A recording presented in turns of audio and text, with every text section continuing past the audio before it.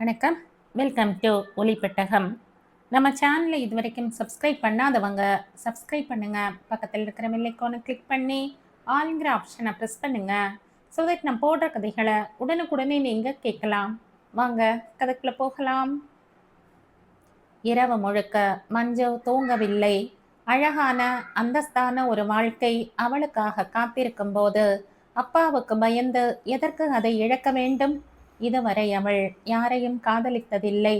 ஆனால் முதலில் ஒருவனால் காதலிக்கப்படுகிறாள். அதுவும் சாதாரணமானவனால் அல்ல, ஒரு ராஜகுமாரனால். தலை கீழாக நின்றாலும் அப்பாவால் இவ்வளவு அழகும் அந்தஸ்தும் நிறைந்தவனை மாப்பிள்ளையாக கொண்டு வந்து நிறுத்த முடியாது. இவர் அந்தஸ்துக்கு சாதாரண குடும்பத்தோடு தான் சம்பந்தம் பேசியிருப்பார். மிஞ்சி போனால் அவனுக்கு இவளுக்கு நிகரான சம்பளமோ 1-2 நூறுகள் அதிகமாகவோ இருக்கலாம், அவ்வளவுதான். நடுத்தர வர்க்கத்தில் பிறந்து விட்டதால் அதே வாழ்க்கைதான் தொடர வேண்டுமா என்ன? பணம் பணத்தோடு சேர வேண்டும், வறுமை வறுமையோடு சேர வேண்டும், நடுத்தரம் நடுத்தரத்தோடு இணைய வேண்டும் என்பது என்ன சித்தாந்தம்? இந்த சித்தாந்தத்தை உடைப்பதற்காகத்தான் இறைவன் காதல் என்ற அற்புதமான அஸ்திரத்தையும் படைத்திருக்கிறானோ? அழகும் அந்தஸ்தும் பணமும் தானாக இறங்கி வந்து இவளிடம் ஐ லவ் யூ என்கிறது. இதை வேண்டாம் என்று சொல்வது முட்டாள்தனம் இல்லையா? அவளுக்கு நல்ல வாழ்க்கை அமைய வேண்டும் என்பதுதான் அப்பாவின் நோக்கம் என்றால், அவரை விட இவள் தேடிக்கொள்ளும் வாழ்க்கை நல்ல வாழ்க்கை எனில் அவரை மீறுவதில் என்ன தவறு? நல்ல வாழ்க்கையைத்தான் நான் தேடிக்கொண்டிருக்கிறேன் என்பதை பின்னர் அவருக்கு புரிய வைத்தால் தன்னால் மனம் மாறுகிறார். அவர் விருப்பப்படியே வரன் வரட்டும், தாராளமாக அவளை பார்க்கட்டும். அதன் பின்னர் இந்த பையனை பிடிக்கவில்லை என்று சொல்லிவிட்டால் போகிறது. எதற்கு பயப்பட வேண்டும்? எத்தனை பெண்களை பிடிக்கவில்லை என்று ஆண்கள் சொல்லி இருக்கிறார்கள். பிடிக்கவில்லை என்று சொல்லும் உரிமை அவர்களுக்கு மட்டும்தானா? மஞ்சு ஒரு தீர்மானத்திற்கு வந்தாள். அதன் பிறகு நிம்மதியாக தூங்கினாள். காலையில் எழுந்து சகஜமாக கிச்சனுக்கு வந்தாள். அம்மா சொல்லி கொடுத்தபடி உருண்டை குழம்பு செய்து டேஸ்ட் பார்த்தாள். நன்றாகவே வந்திருந்தது. டிஃபன் பாக்ஸ் ஒன்றில் கொஞ்சம் குழம்பை எடுத்து மூடி வைத்த பிறகு குளிக்கப் போனாள். அம்மா வியந்தாள். நேற்று இரவு அப்பா பேசியதற்கு அவள் விடிந்ததும் பத்திரகாளியாய் சண்டை போட்டு கொண்டு சாப்பிடாமல் போவாள் என்றுதான் நினைத்தாள் அவள். பரவாயில்லை, அப்பா கத்தினதும் பெண் அடங்கித்தான் விட்டாள். உள்ளக்குள் புருஷனை மெச்சிக்கொண்டாள் அவள். சரியான நேரத்திற்கு லகானை இழுத்து பிடித்து விட்டாரே என்று தன்னை ஒரு தேவதையாக மாற்றிக்கொண்டு உருண்டை குழம்பை பத்திரமாக கைப்பையில் வைத்து எடுத்துக்கொண்டு புறப்பட்டாள் மஞ்சு. சரியாக சாப்பாட்டு நேரத்திற்குத்தான் வந்தான் அசோக். வந்ததும் வராததுமாக மிக சீரியஸாக கோப்புகளில் மூழ்கி போனான். தானாக அவனிடம் போய் எதுவும் பேச இயலாமல் தவித்தாள் மஞ்சு. 2 மணிக்கு மேல்தான் சோம்பல் முறித்தபடி கோப்பில் இருந்த தலை நிமிர்ந்தான். எழுந்து சென்று கை கழுவிவிட்டு சாப்பாட்டு டேபிளில் அமர்ந்தான். வீட்டில் இருந்து வந்த கேரியரை பிரித்தான்.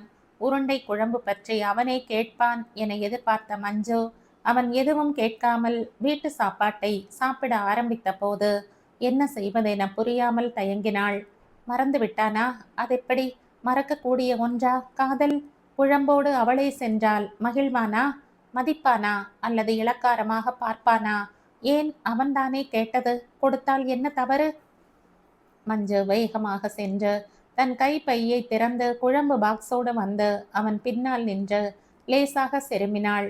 எஸ் மஞ்சு, என்ன வேணும்? மஞ்சு பாக்ஸை அவன் முன் வைத்தாள். என்னது? உருண்டை குழம்பு. நான் உருண்டை குழம்பு கேட்டா 1000 பேர் கொண்டு வந்து இப்படி வச்சுட்டு போவாங்க, தெரியுமா?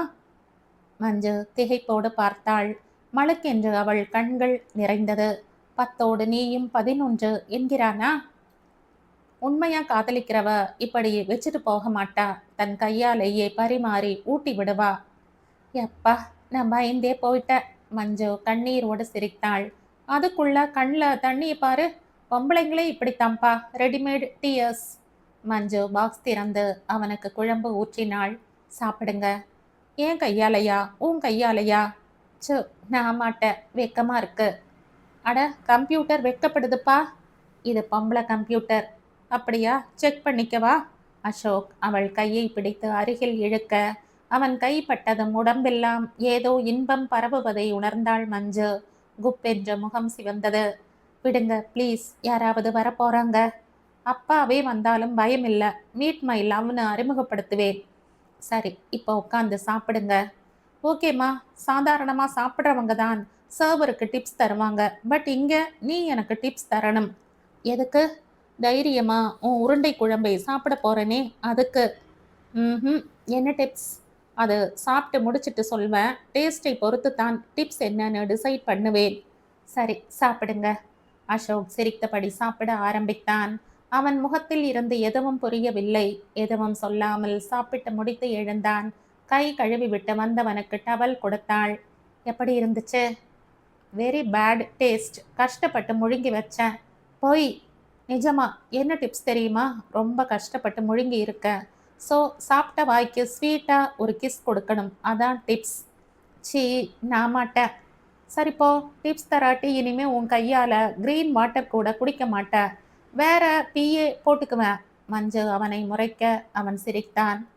மஞ்சு மெல்ல அவன் அருகில் வந்தாள். இது தவறா சரியா என்று யோசிக்கும் திறனை சுத்தமாய் இழந்தாள். அவன் காதலுக்குரியவளாவதே லட்சியம் என்றானது. அதற்காக எதையும் செய்யும் மனோநிலையோடு அவனை அணைத்து அவன் இதழோடு இதழ் பதித்தாள்.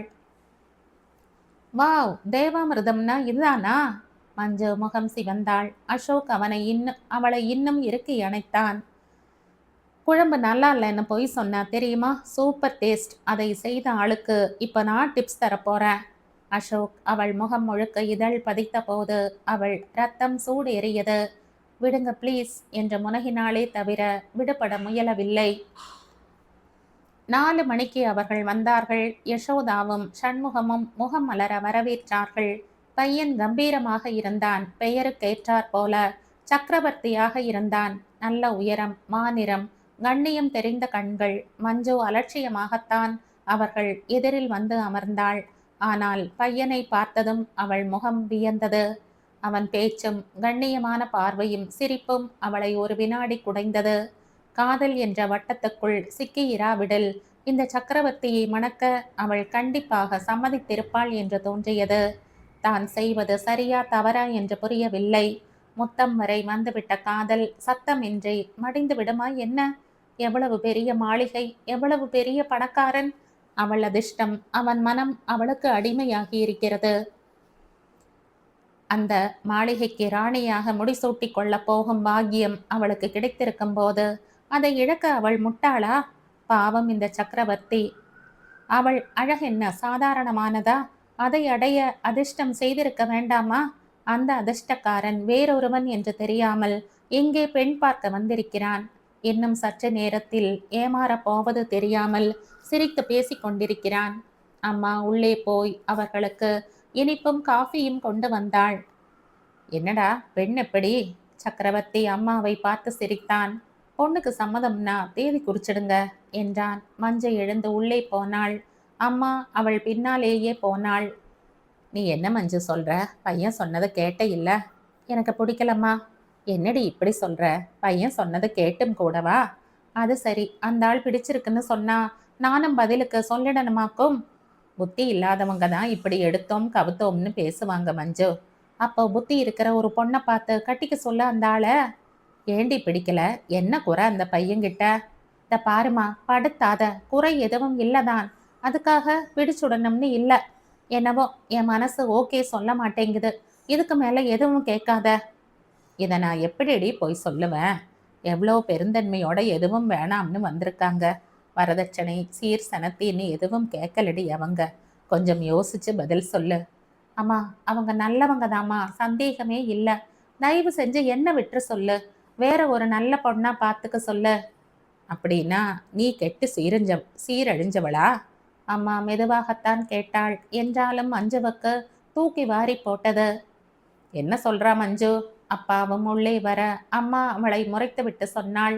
இவளுக்கு பிடிக்கலையாம். ஏன் மஞ்சு? இதை விட ஒரு பெரிய இடம் எனக்கு கிடைக்கும்னு நம்புறேன்ப்பா. அப்பா அவளை கூர்ந்து பார்த்தார். இது நம்பிக்கையா பேராசையா மகளே? கூடிய சீக்கிரம் நீங்களே புரிஞ்சுக்குவீங்க. நாளைக்கு கிடைக்க போற விருந்தை நினைச்சுக்கிட்டே இன்னைக்கு கிடைக்கிற கஞ்சியை வேணாம்னு சொல்றது அசட்டுத்தனம் மஞ்சு. சார். அரைவாசலில் குரல் கேட்க சண்முகம் திரும்பினார். சக்கரவர்த்தி நின்றிருந்தான். உங்க பெண்ணை வற்புறுத்த வேண்டாம். அவங்க யோசிக்கட்டும். 1 மாசம் கூட யோசிக்கட்டும். நான் காத்திருக்கேன். ஏன்னா நான் பார்க்குற முதல் பெண் இவங்க தான். முதல் பெண்ணையே கட்டிக்கணுங்கிறது என்னோட ஆசை. நாங்க புறப்படுறோம். அவர்கள் புறப்பட்டார்கள். அப்பா தர்ம சங்கடத்தோடு அவர்களை வழி அனுப்ப, அம்மா அவளை எரிச்சலோடு பார்த்தாள். பச்சை புள்ளையா இருந்தா பலார்னு 4 அறை விட்டு புத்தி சொல்லலாம். படிச்ச பொண்ணுன்னு நினைச்ச. படிப்புக்கும் அறிவுக்கும் ஒரு சம்பந்தமும் இல்லைன்னு நிரூபிக்கிற. பொறுமிக் கொண்டே போனாள். அன்று முழுக்க யாரும் அவளோடு பேசவில்லை. அனைவரும் கவலையில் ஆழ்ந்திருக்க, மஞ்சு காதலில் ஆழ்ந்திருந்தாள். இதுவரை முகமற்றிருந்த அவள் கனவு நாயகனுக்கு முகம் கிடைத்துவிட்டது. ஆனால் எல்லாமே நனவாக போகும்போது இனி கனவெதற்கு? மஞ்சு சிரித்து கொண்டாள். இன்னைக்கு நாம வெளியே போய் சாப்பிடலாமா மஞ்சு? எங்க? Park Sheraton. எம்மாடி, அவ்வளோ பெரிய ஹோட்டலுக்கா? என் ட்ரெஸ் நல்லா இல்லையே. சொல்லியிருந்தா கிராண்டாக வந்திருப்பேன் இல்லை? ட்ரெஸ் தானே உன் ப்ராப்ளம். வா போலாம். கார் சாவியை சுழற்றி கொண்டே நடந்தான் அசோக். மஞ்சு பின்னால் செல்ல ஆஃபீஸ் முழுக்க அவர்களை வேடிக்கை பார்த்தது. கார் ஒரு பெரிய ரெடிமேட் ஷாப்பின் முன் நின்றது. செலக்ட் பண்ணு என்றான் அசோக். இப்போ எதுக்கு? யாருக்கு?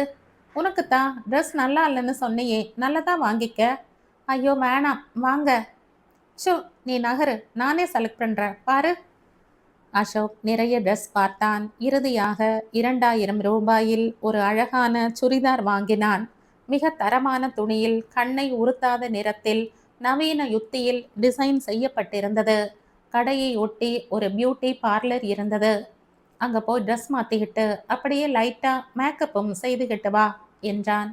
அரை மணி நேரத்தில் ஒரு அழகான ஹிந்தி நடிகை போல வந்தவளை ஏற இறங்க பார்த்தான். பார்க் ஷெரட்டன் ஸ்தம்பிச்சு நிற்க போவது பார்.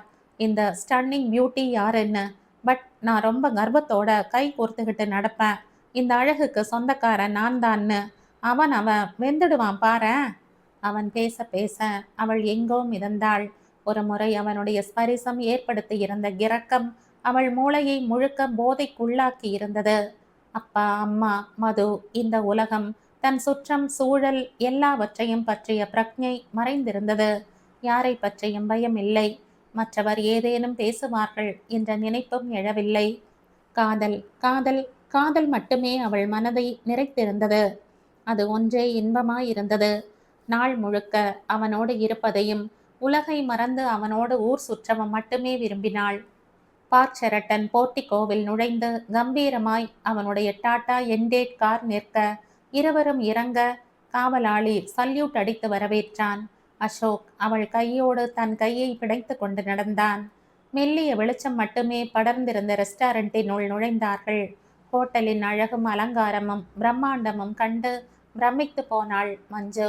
அவளையும் அறியாது அந்த ஹோட்டலில் சாப்பிட போவது பற்றி கர்வம் எழும்பியது. இனி அடிக்கடி அந்த ஹோட்டலுக்கு அவர்கள் வருவார்கள்.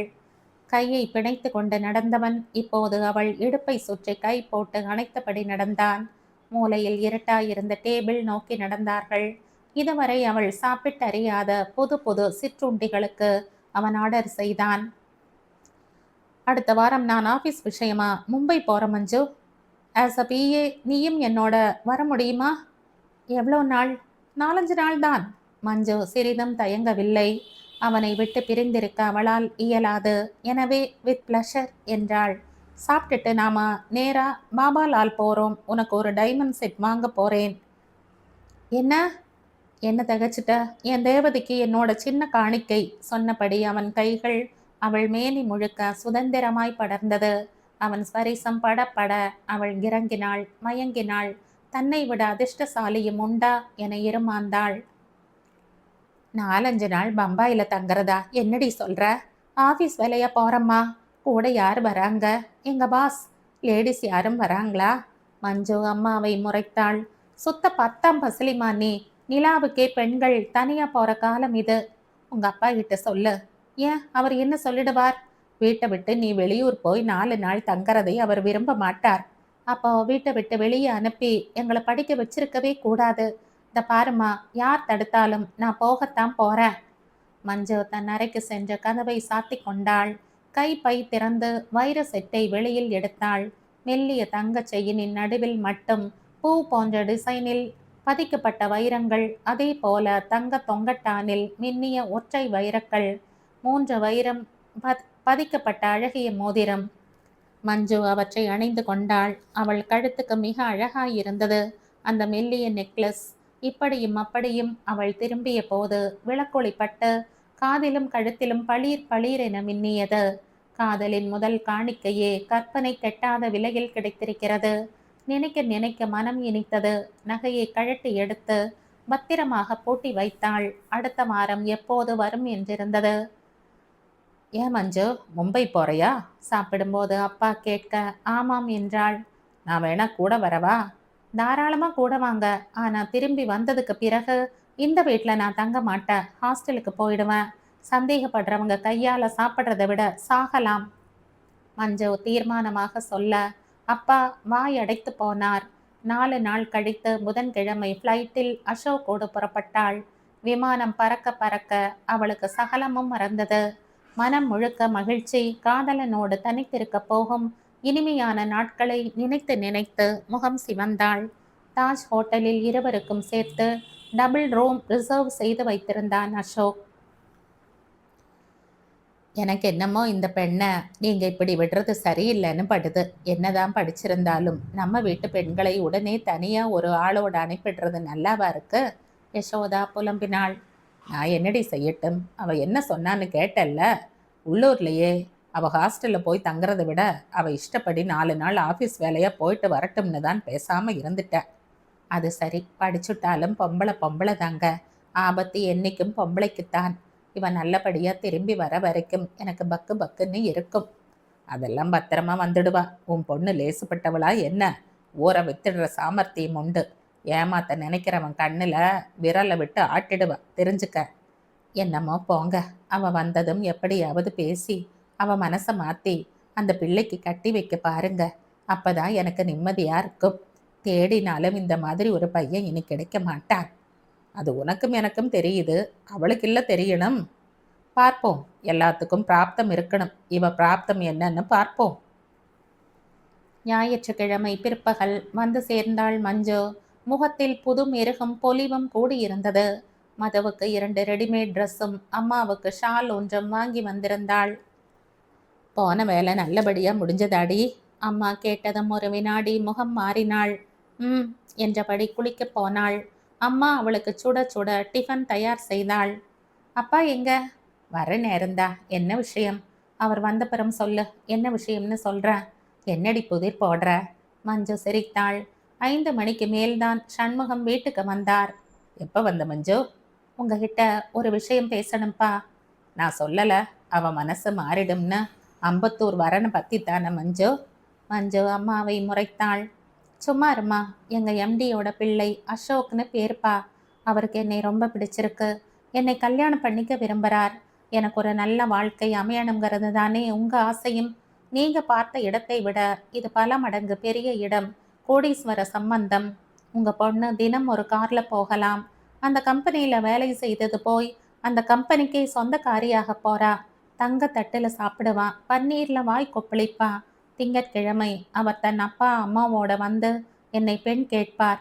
உங்களுக்கு பைசா செலவு இருக்காது. கல்யாணம் அவங்க செலவிலேயே நடக்கும். ஊரே மூக்கில் விரல் வைக்கிற அளவுக்கு நடக்கும். நான் அந்த வீட்டுக்கு போனதும் மது கல்யாணத்துக்கு கூட பணம் தரேன்னு சொல்லியிருக்காங்க. உங்களுக்கு ஒரு வீடு கட்டித்தரதா சொல்லியிருக்கார். மொத்தத்தில் இது என்னை தேடி வர அதிர்ஷ்டம். நல்லபடியாக பேசுங்க போதும். மஞ்சு சொல்லி முடிக்க வீடே ஸ்தம்பித்தது. அவள் சொல்வதெல்லாம் நிஜம்தானா என்று வியந்தார்கள். நம்ம அந்தஸ்துக்கு மீறி சம்பந்தம் வச்சுக்கிறது என்றைக்குமே நல்லதில்லை மஞ்சு. நான் உங்ககிட்ட அட்வைஸ் கேட்கல. மஞ்சு வெடுக்கென்று சொன்னாள். அதன் பிறகு அப்பா எதுவும் பேசவில்லை. திங்கட்கிழமை மஞ்சு ஆஃபீஸ் போகவில்லை. வீட்டை சுத்தம் செய்து முன் ஹாலை அலங்கரித்தாள். தன் அறையில் இருந்த சோஃபாவை கொண்டு வந்து ஹாலில் போட்டாள். ஜன்னல் கர்ட்டன்களை மாற்றினாள். சரியாக 5 மணிக்கு வந்து விடுவதாக கூறியிருந்தான் அசோக். 4 மணிக்கு தன்னை அலங்கரித்து கொண்டாள். அசோக் வாங்கி கொடுத்த பட்டு புடவை உடுத்தி விரித்த கூந்தலை சின்ன பின்னலாக போட்டு பூ வைத்து கொண்டாள். வைர செட்டை எடுத்து அணிந்து கொண்டாள். பெண்ணை பெற்ற யசோதா வாய் பிளந்தாள். என்னடி இப்படி ஜொலிக்குது காதுலையும் கழுத்திலையும்? வைர செட் அவர் வாங்கி தந்ததுதான். அடே அப்பா, பெரிய இடம் தாண்டி பிடிச்சிருக்க. இப்ப நம்புறையா? எப்படியோ நீ நல்லா இருந்தா சரி. அப்பாவின் முகத்தில் மட்டும் கவலை மாறவில்லை. ஏதோ சிந்தனையிலேயே இருந்தார். ஹால் கடிகாரம் 5 முறை மென்மையாக கூவியது. மஞ்சு பால்கனி வழியாக வீதியை எட்டி பார்த்தாள். ஏதேதோ கார்கள் போயிற்று. அசோக்கின் வண்டியை இன்னும் காணவில்லை. 5 மணிக்குன்னு தானே சொன்னாங்க. வந்துடுவாங்கம்மா, அவர் ரொம்ப பிஸியானவர். கிளம்புற வரை அவரை எல்லோரும் தொந்தரவு செய்துகிட்டே இருப்பாங்க எதுக்காவது. மணி 5:30க்கு மேல் ஓடி 6:08 பிடித்த போது, என்னடி என்ற கவலையோடு அம்மா கேட்க மஞ்சுவும் குழம்பினாள். இன்னும் கொஞ்ச நாழி பார்ப்போம்மா, எங்கேயாவது டிராஃபிக்ல மாட்டிக்கிட்டாங்களோ என்னவோ என்றவள் குரலில் சுரத்தில்லை. மணி 7ஐயும் கடந்த போது மஞ்சு வேதனை படர்ந்த முகத்தோடு போனை எடுத்து அசோக்கின் வீட்டு எண்ணை சுழற்றினாள். 5 நிமிடத்திற்கு பிறகு அவள் முகம் அதிர்ச்சியில் தோய்ந்தது. 5 நட்சத்திர ஹோட்டலின் அலங்காரமான ஏசி அறைக்குள் நுழைந்த போது ஏதோ சொர்க்கத்தில் நுழைந்தது போல் இருந்தது மஞ்சுவிற்கு. தன் வீட்டை விட பெரியதாகவும் சகல வசதிகளும் கொண்ட அந்த அறையில் தங்குவதே கௌரவமான விஷயமாக தோன்றியது. ஒரு கோடீஸ்வர இளைஞனால் காதலிக்கப்பட்டதால் தானே இப்படி ஒரு கௌரவம் கிடைத்திருக்கிறது. மஞ்சவுக்குள் கர்வமும் மகிழ்ச்சியும் கூடியது. தன் சூட்கேஸை ஒரு அலமாரியில் வைத்தவள் சோஃபாவில் அமர்ந்து கொண்டு அறையை சுற்றி பார்வையை ஓடவிட்டாள். அசோக் டையை தளர்த்தி அவிழ்த்து தன் ஷர்ட் பேண்டை மாற்றி சில்க் லுங்கிக்கு மாறினான். அவற்றை அழகாக ஹேங்கரில் மாட்டி வார்ட்ரோபில் ஹேங்கரை தொங்கவிட்டான். ஹாய் டியர், என்ன உட்கார்ந்துட்ட என்றபடி அவள் அருகில் வந்தான். முதன்முறையாக ஒரு ஆடவனோடு தனித்து ஒரு அறையில் இருக்கும் சூழ்நிலையில் மஞ்சு இது சரியா தவறா என்ற குழப்பத்தோடு, அதே நேரம் அவனுடைய அருகாமையும் தேவைப்பட அருகில் அவன் நெருக்கமாக அமரவும், நகர்வதா அப்படியே இருப்பதா என்று புரியாமல் அவனை பார்த்து சிரித்தாள். அவன் கரம் அவள் தோளை சுற்றி படர்ந்து அவளை இன்னும் நெருக்கமாக இழுத்த போது அவள் தேகம் நடுங்கியது. வேண்டாம் அசோக், நகருங்க என்று அவன் கையை தள்ளிவிட முயற்சித்தாள். ஏன், என்னாச்சு? பயமா இருக்கா? பயப்படாதடா என்று கிசுகிசுத்தபடி அவள் மடியில் உரிமையோடு தலை வைத்து படுத்தான். மஞ்சு பேசாமல் அமர்ந்திருந்தாள். இது தப்பு என்ற பயம் உறுத்தியது. யூ நோ மஞ்சு, முதல் தரம் உன்னை பார்த்ததும் அப்படியே ஷாக் ஆயிட்டேன் தெரியுமா? ஏன்? என் ஜென்மத்துல இப்படி ஒரு ஸ்டன்னிங் பியூட்டியை நான் பார்த்ததில்லைன்னு தோணுச்சு. முதல் பார்வையிலேயே கிளீன் போல்ட் ஆயிட்டேன். நீ தான் என் லேடின்னு மனசுக்குள்ள ஏதோ சொல்லிட்டே இருந்தது. உன்னை விட வாழ்க்கையில வேற எதுவுமே பெருசு இல்லைன்னு நினைக்கிற அளவுக்கு பைத்தியமாயிட்ட. எப்போதும் உன் நினப்பு தான். உன்கிட்ட பேசணும், உன்னோடையே இருக்கணும். லண்டன் போங்கிறார். எனக்கோ இந்த ஆஃபீஸ் தான் பிடிச்சது உன்னால. அப்பா கிட்ட சொன்னா புருவத்தை சுருக்கிறார். மெட்ராஸ் ஆஃபீஸ்ல என்னடா இருக்குங்கிறார். சொல்ல முடியுமா என் வாழ்க்கையே இங்க தான் இருக்குன்னு? சரி, எப்படியோ போன்னு விட்டுட்டார். முதல் நாள் எனக்கு ஒரே கவலை. என்னை பார்த்ததும் உனக்கும் என் போலவே ஏதாவது செய்யணும், காதல் வரணுமே அப்படின்னெல்லாம் கவலை. உனக்கும் அப்படி இருந்துச்சா மஞ்சு? அவன் பேச பேச மஞ்சு உருகினாள். எவ்வளவு காதல்! என்னன்னே தெரியல. இதுவரை யார்கிட்டையும் இப்படி மனசு படிஞ்சதில்லை. சண்டி குதிரைன்னு கூட என்ன சொல்வாங்க. பட் இந்த குதிரையை முதல் பார்வையிலேயே அடக்கின ஜாக்கி நீங்க தான். ஓ, ஐ எம் லக்கி. ஏன் அசோக், உங்க வீடு என்னை ஏத்துக்குமா? உனக்கு ஒன்று தெரியுமா? எங்க அப்பாவே லவ் மேரேஜ் தான், அதுவும் இன்டர் காஸ்ட். எங்க வீட்டில் ஒரு குட்டி இந்தியாவே அடக்கம். பல மதம், பல பாஷை. அது சரி, என்ன கேட்குறையே, உங்க வீடு எப்படி? நான் பிடிவாதம் பிடிச்சா ஓகே நடுவாங்க, பிரச்சனை இல்லை. சாப்பிட ஏதாவது ஆர்டர் பண்ணவா? ரொம்ப பசிக்குது, நான் குளிச்சுட்டு வரேன். மஞ்சு எழுந்தாள். தன் சூட்கேஸை திறந்து நைட்டியும் டவலும் எடுத்துக்கொண்டு பாத்ரூம் பக்கம் போனாள். ஒரு நிமிஷம் மஞ்சு என்ற அசோக் தன் பெட்டி திறந்து வாசம் மிகுந்த ஒரு வெளிநாட்டு சோப்பும் சென்ட்டும் மேக்கப் பாக்ஸும் எடுத்து நீட்டினான். எல்லாம் ரொம்ப காஸ்ட்லியானது. உன் பொன்னான மேனிக்காக நான் வரவழைச்சது என்றான். மஞ்சுவுக்கு பெருமையாக இருந்தது. சோப்பை மட்டும் எடுத்துக்கொண்டு குளிக்கப் போனாள். அவள் குளித்த பிறகு அவனும் குளித்தான். சுட சுட உணவு வந்தது. அழகான தள்ளு வண்டியில் வைத்து மிக அழகாக அலங்கரிக்கப்பட்ட உணவுகளை மூடி எடுத்து வந்தான். ரூம் சர்வீஸ் ஆள். அவன் நீட்டிய பில்லில் கையெழுத்து போட்டு அனுப்பிவிட்டு சாப்பிட அமர்ந்தான் அசோக். நல்லா சாப்பிடு மஞ்சு என்று அன்போடு தானே அவளுக்கு பரிமாறி வற்புறுத்தி சாப்பிட வைத்தான். இன்னும் ஏதாவது வேணுமா, ஐஸ்கிரீம் சொல்லவா என்று கேட்டான். மஞ்சு மறுத்தாள். ஓகே மஞ்சு, நீ கொஞ்சம் ரெஸ்ட் எடு, எனக்கு கொஞ்சம் வேலை இருக்கு, நம்ம ஃபேக்டரி வரை போயிட்டு வந்துடுறேன்.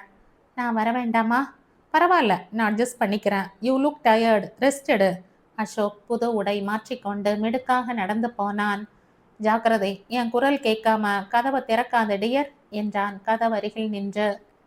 எத்தனை கவலை என்னை பற்றி என்று நினைத்து மஞ்சு மகிழ்ந்து போனாள். இரவு 9 மணிக்குத்தான் வந்தான் அசோக். வரும்போது உயர்தர இனிப்புகளும் பழங்களும் வாங்கி வந்தான். டிவியில் ஏதோ ஆங்கில படம் ஓடிக்கொண்டிருக்க மஞ்சு நைட்டியிலும் விரிந்து பறந்த கூந்தலிலும் தேவதை போல இருந்தாள். சென்ட் வாசம் மிதமாய் வீசி மயக்கியது. அசோக் சோர்வோடு படுக்கையில் விழுந்தான்.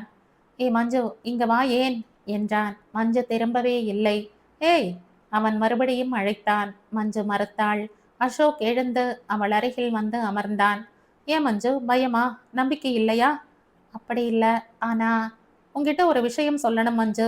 உன்னை சும்மா இங்க கூட்டிட்டு வந்தேன் நான் நினைச்ச. நம்ம விஷயத்தை அப்பா கிட்ட சொல்லி அவர் சம்மதத்தோட தான் உன்னை இங்க கூட்டிட்டு வந்தேன் தெரியுமா? மஞ்சு வியப்போடு பார்த்தாள். எஸ் கண்ணம்மா, அப்பா ஒத்துக்கிட்டார். உன்னை ரொம்ப நல்ல பொண்ணுன்னார். போய் ஜாலியா இருடா, திரும்பி வந்ததும் முறைப்படி அவங்க வீட்டுக்கு போய் பேசி கிராண்டா கல்யாணத்தை நடத்திடலாம்னு சொன்னார். அப்பாக்கு வேணா லைன் போட்டு தரேன், பேசுறியா? ஐயோ வேணாம், நான் பொய் சொல்றேன்னுவ. அதான். நம்புறேன்ப்பா. மஞ்சு சிரித்தாள். எப்ப வருவீங்க? இப்பவே வா போலாம். அசோக் கட்டிலை காட்ட மஞ்சு சிடுங்கியபடி அவனை குத்தினாள். எங்க வீட்டுக்கு எப்ப வருவீங்க? அசோக் கேலண்டரில் நாள் பார்த்தான். சண்டே நாம போறோம். திங்கட்கிழமை சாயங்காலம் நான், அப்பா, அம்மா 3 பேர் மட்டும் வருவோம். பஜ்ஜி சொஜி தானே செய்து வைப்பீங்க உங்க வீட்டில்? ஆமா. அசோக் அவளை மெல்ல அணைக்க அவள் தேகம் அந்த ஸ்பரிசத்தில் சிலிர்த்தது. பயம் ஒரு பக்கம் இருந்தாலும் மனம் தன் கட்டுப்பாட்டை இழந்தது. மஞ்சு அவனை பரிபூரணமாக நம்பினாள். எவ்வளவு அன்பு என்மேல் என்று உருகினாள். ஆண் தந்திரமானவன், உலகத்தையே காலடியில் நிறுத்துவது போல் பேச வல்லவன், தன் காதலை எவ்வளவு விசாலமாக வேண்டுமானாலும் காட்ட தயங்காதவன். அந்த வாய் ஜாலமும் உடல் வலிமையும் எப்பேற்பட்ட பெண்களையும் கொஞ்சம் அசைத்துவிடும் எனும்போது மஞ்சு எம்மாத்திரம். தன் பேச்சிலேயே அவளை அடிமையாக்கினான் அசோக். நேரம் செல்ல செல்ல அப்பா, அம்மா, மது என்ற எல்லோரும் அவள் நினைவில் இருந்து காணாமல் போக அசோக் மட்டுமே விஸ்வரூபம் எடுத்து அவளை ஆக்கிரமித்திருந்தான். முதல் நாள் இருந்த பயமும் கூச்சமும் மறுநாள் சுத்தமாக இல்லை. அன்பும் உரிமையும் அதிகரித்தது. இவன் என்னுடையவன் என்ற உணர்வு கூடியது. அந்த 4 நாட்களும் அவன் அவளிடம் அன்பை பொழிந்தான். அவளை பூ மாதிரி நினைத்து கரிசனம் காட்டினான். கேட்டு கேட்டு பொருட்கள் வாங்கி தந்தான். அந்த அன்பில் திக்கு முக்காடி போனாள் மஞ்சு. உலகத்திலேயே நான் தான் அதிர்ஷ்டசாலி என்று நினைத்து மகிழ்ந்தாள். பதிலுக்கு தானும் அவன் மீது அன்பு காட்டினாள். அவனுக்காக நாணம் தொலைத்தாள். ஞாயிற்றுக்கிழமை பிரிய போகிறோமே என்ற வருத்தம் அழுத்தியது. எனக்கு இங்க இன்னும் கொஞ்சம் வேலை பாக்கி இருக்கு மஞ்சு, உன்னை மட்டும் ஃப்ளைட் ஏற்றி விடுறேன். நாளைக்கு நான் வந்துடுவேன். சரியா 5 மணிக்கு அப்பா அம்மாவோட உங்க வீட்டுக்கு வருவோம் என்றான். மஞ்சு மகிழ்ந்தாள். மனமின்றி அவனை பிரிந்து வந்தாள். 5 மணிக்கு வர வேண்டியவன் காணாமல் போகவே அவன் வீட்டுக்கு போன் செய்தாள். ஒரு பெண்மணியின் குரல் போனில் கேட்டது. அசோக் இருக்காரா? நீங்க யாரு? நான் மஞ்சு, அவரோட பிஏ. ஓ மஞ்சுவா, அசோக் இன்னும் மும்பையிலிருந்து வரலையேம்மா. இன்னைக்கு வந்துடுவேன்னு சொன்னாரே. மஞ்சு குழப்பத்தோடு கேட்டாள். அவன் அம்மாவுக்கு தெரியாதா இன்று இவளை பெண் பார்க்க போகிறோம் என்று? ஒருவேளை வந்த பின் சொல்லி அழைத்து வரலாம் என்று நினைத்திருப்பானோ? ஏன் வரவில்லை இன்னும்? எப்ப வருவார் ஆன்ட்டி? இன்னும் 1 வாரம் ஆகுமே மஞ்சு. உங்ககிட்ட சொல்லலையா அவன்? அவன் பொண்டாட்டியோட தங்கைக்கு மும்பையில கல்யாணம் ஆச்சே, அதான் 10 நாள் முந்தியே போயிட்டான். மஞ்சுவுக்கு தலை சுற்றியது. கண் இருட்டியது. கைகள் நடுங்க டெலிஃபோன் நழுவியது. என்னை ஏமாத்தினீங்க. மஞ்சு வெறி பிடித்தாற் போல கத்தினாள். அவன் சட்டையை பிடித்து உலுக்கினாள். நீங்க ஏற்கனவே கல்யாணமானவர்னு ஏன் என்கிட்ட சொல்லல? நான் உங்களுக்கு என்ன கெடுதல் செய்த? ஏன் என்ன சீரடிச்சிங்க? அசோக் நிதானமாக அவள் கைகளை தன் மீதிருந்து எடுத்து உதறினான். நான் உன்னை ஏமாத்தல மஞ்சு. பொய் சொல்லாதீங்க.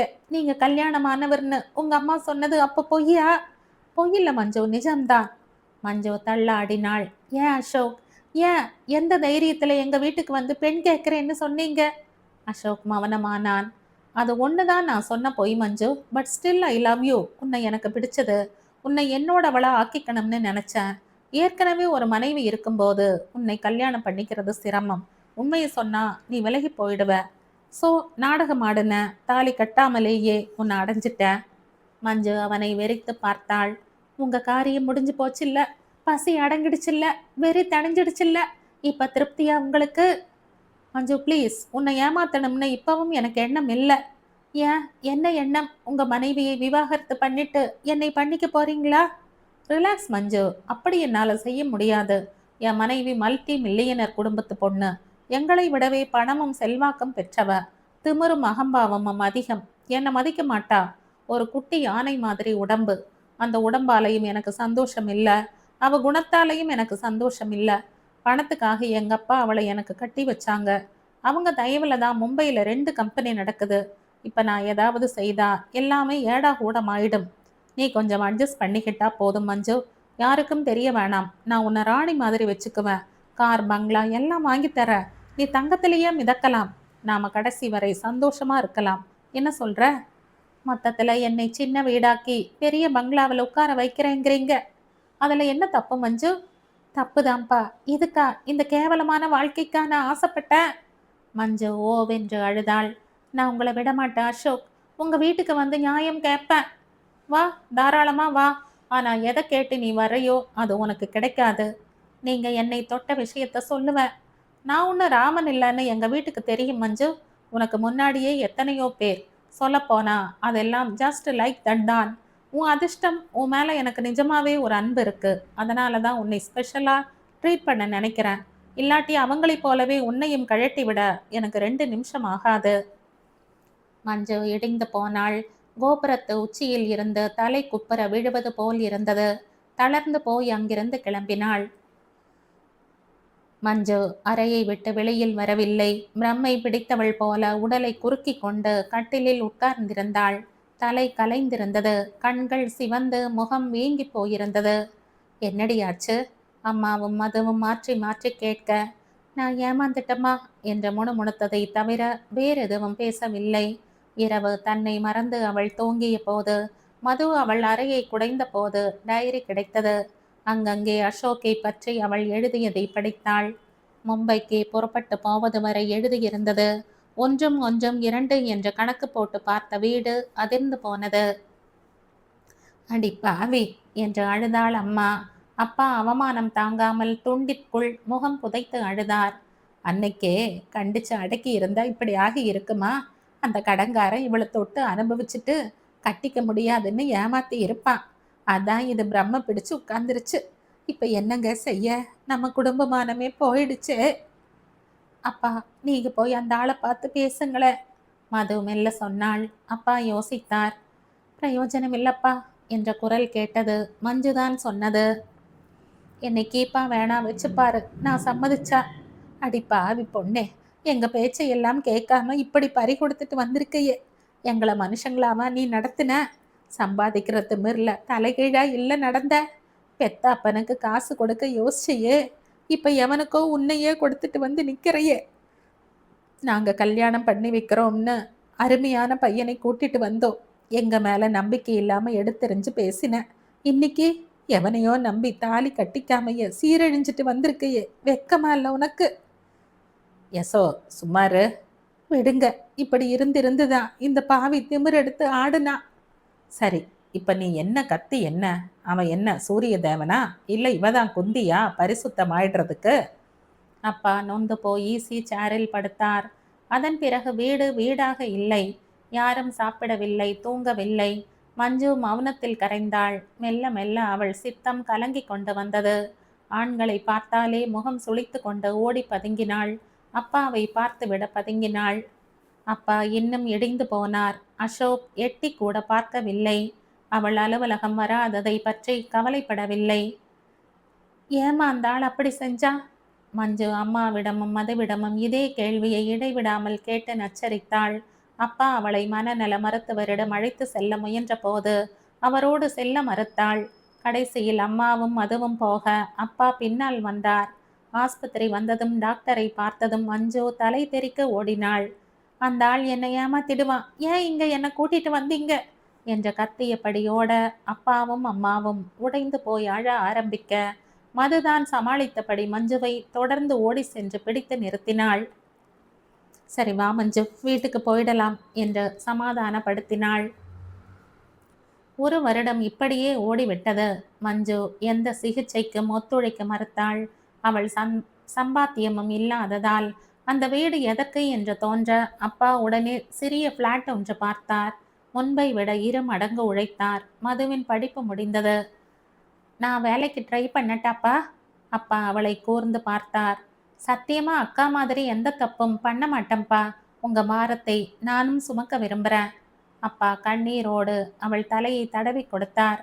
நான் உன்னை நம்புறம்மா என்றார். மது வேலை வேட்டையில் இறங்கினாள். நிறைய கஷ்டத்திற்கு பிறகு ஒரு வழியாய் வேலை கிடைத்தது. வேலை கிடைத்து விட்ட சந்தோஷத்தோடு வந்தால் அப்பா சாக்கடையில் விழுந்து உயிருக்கு போராடி கொண்டிருக்கிறார்.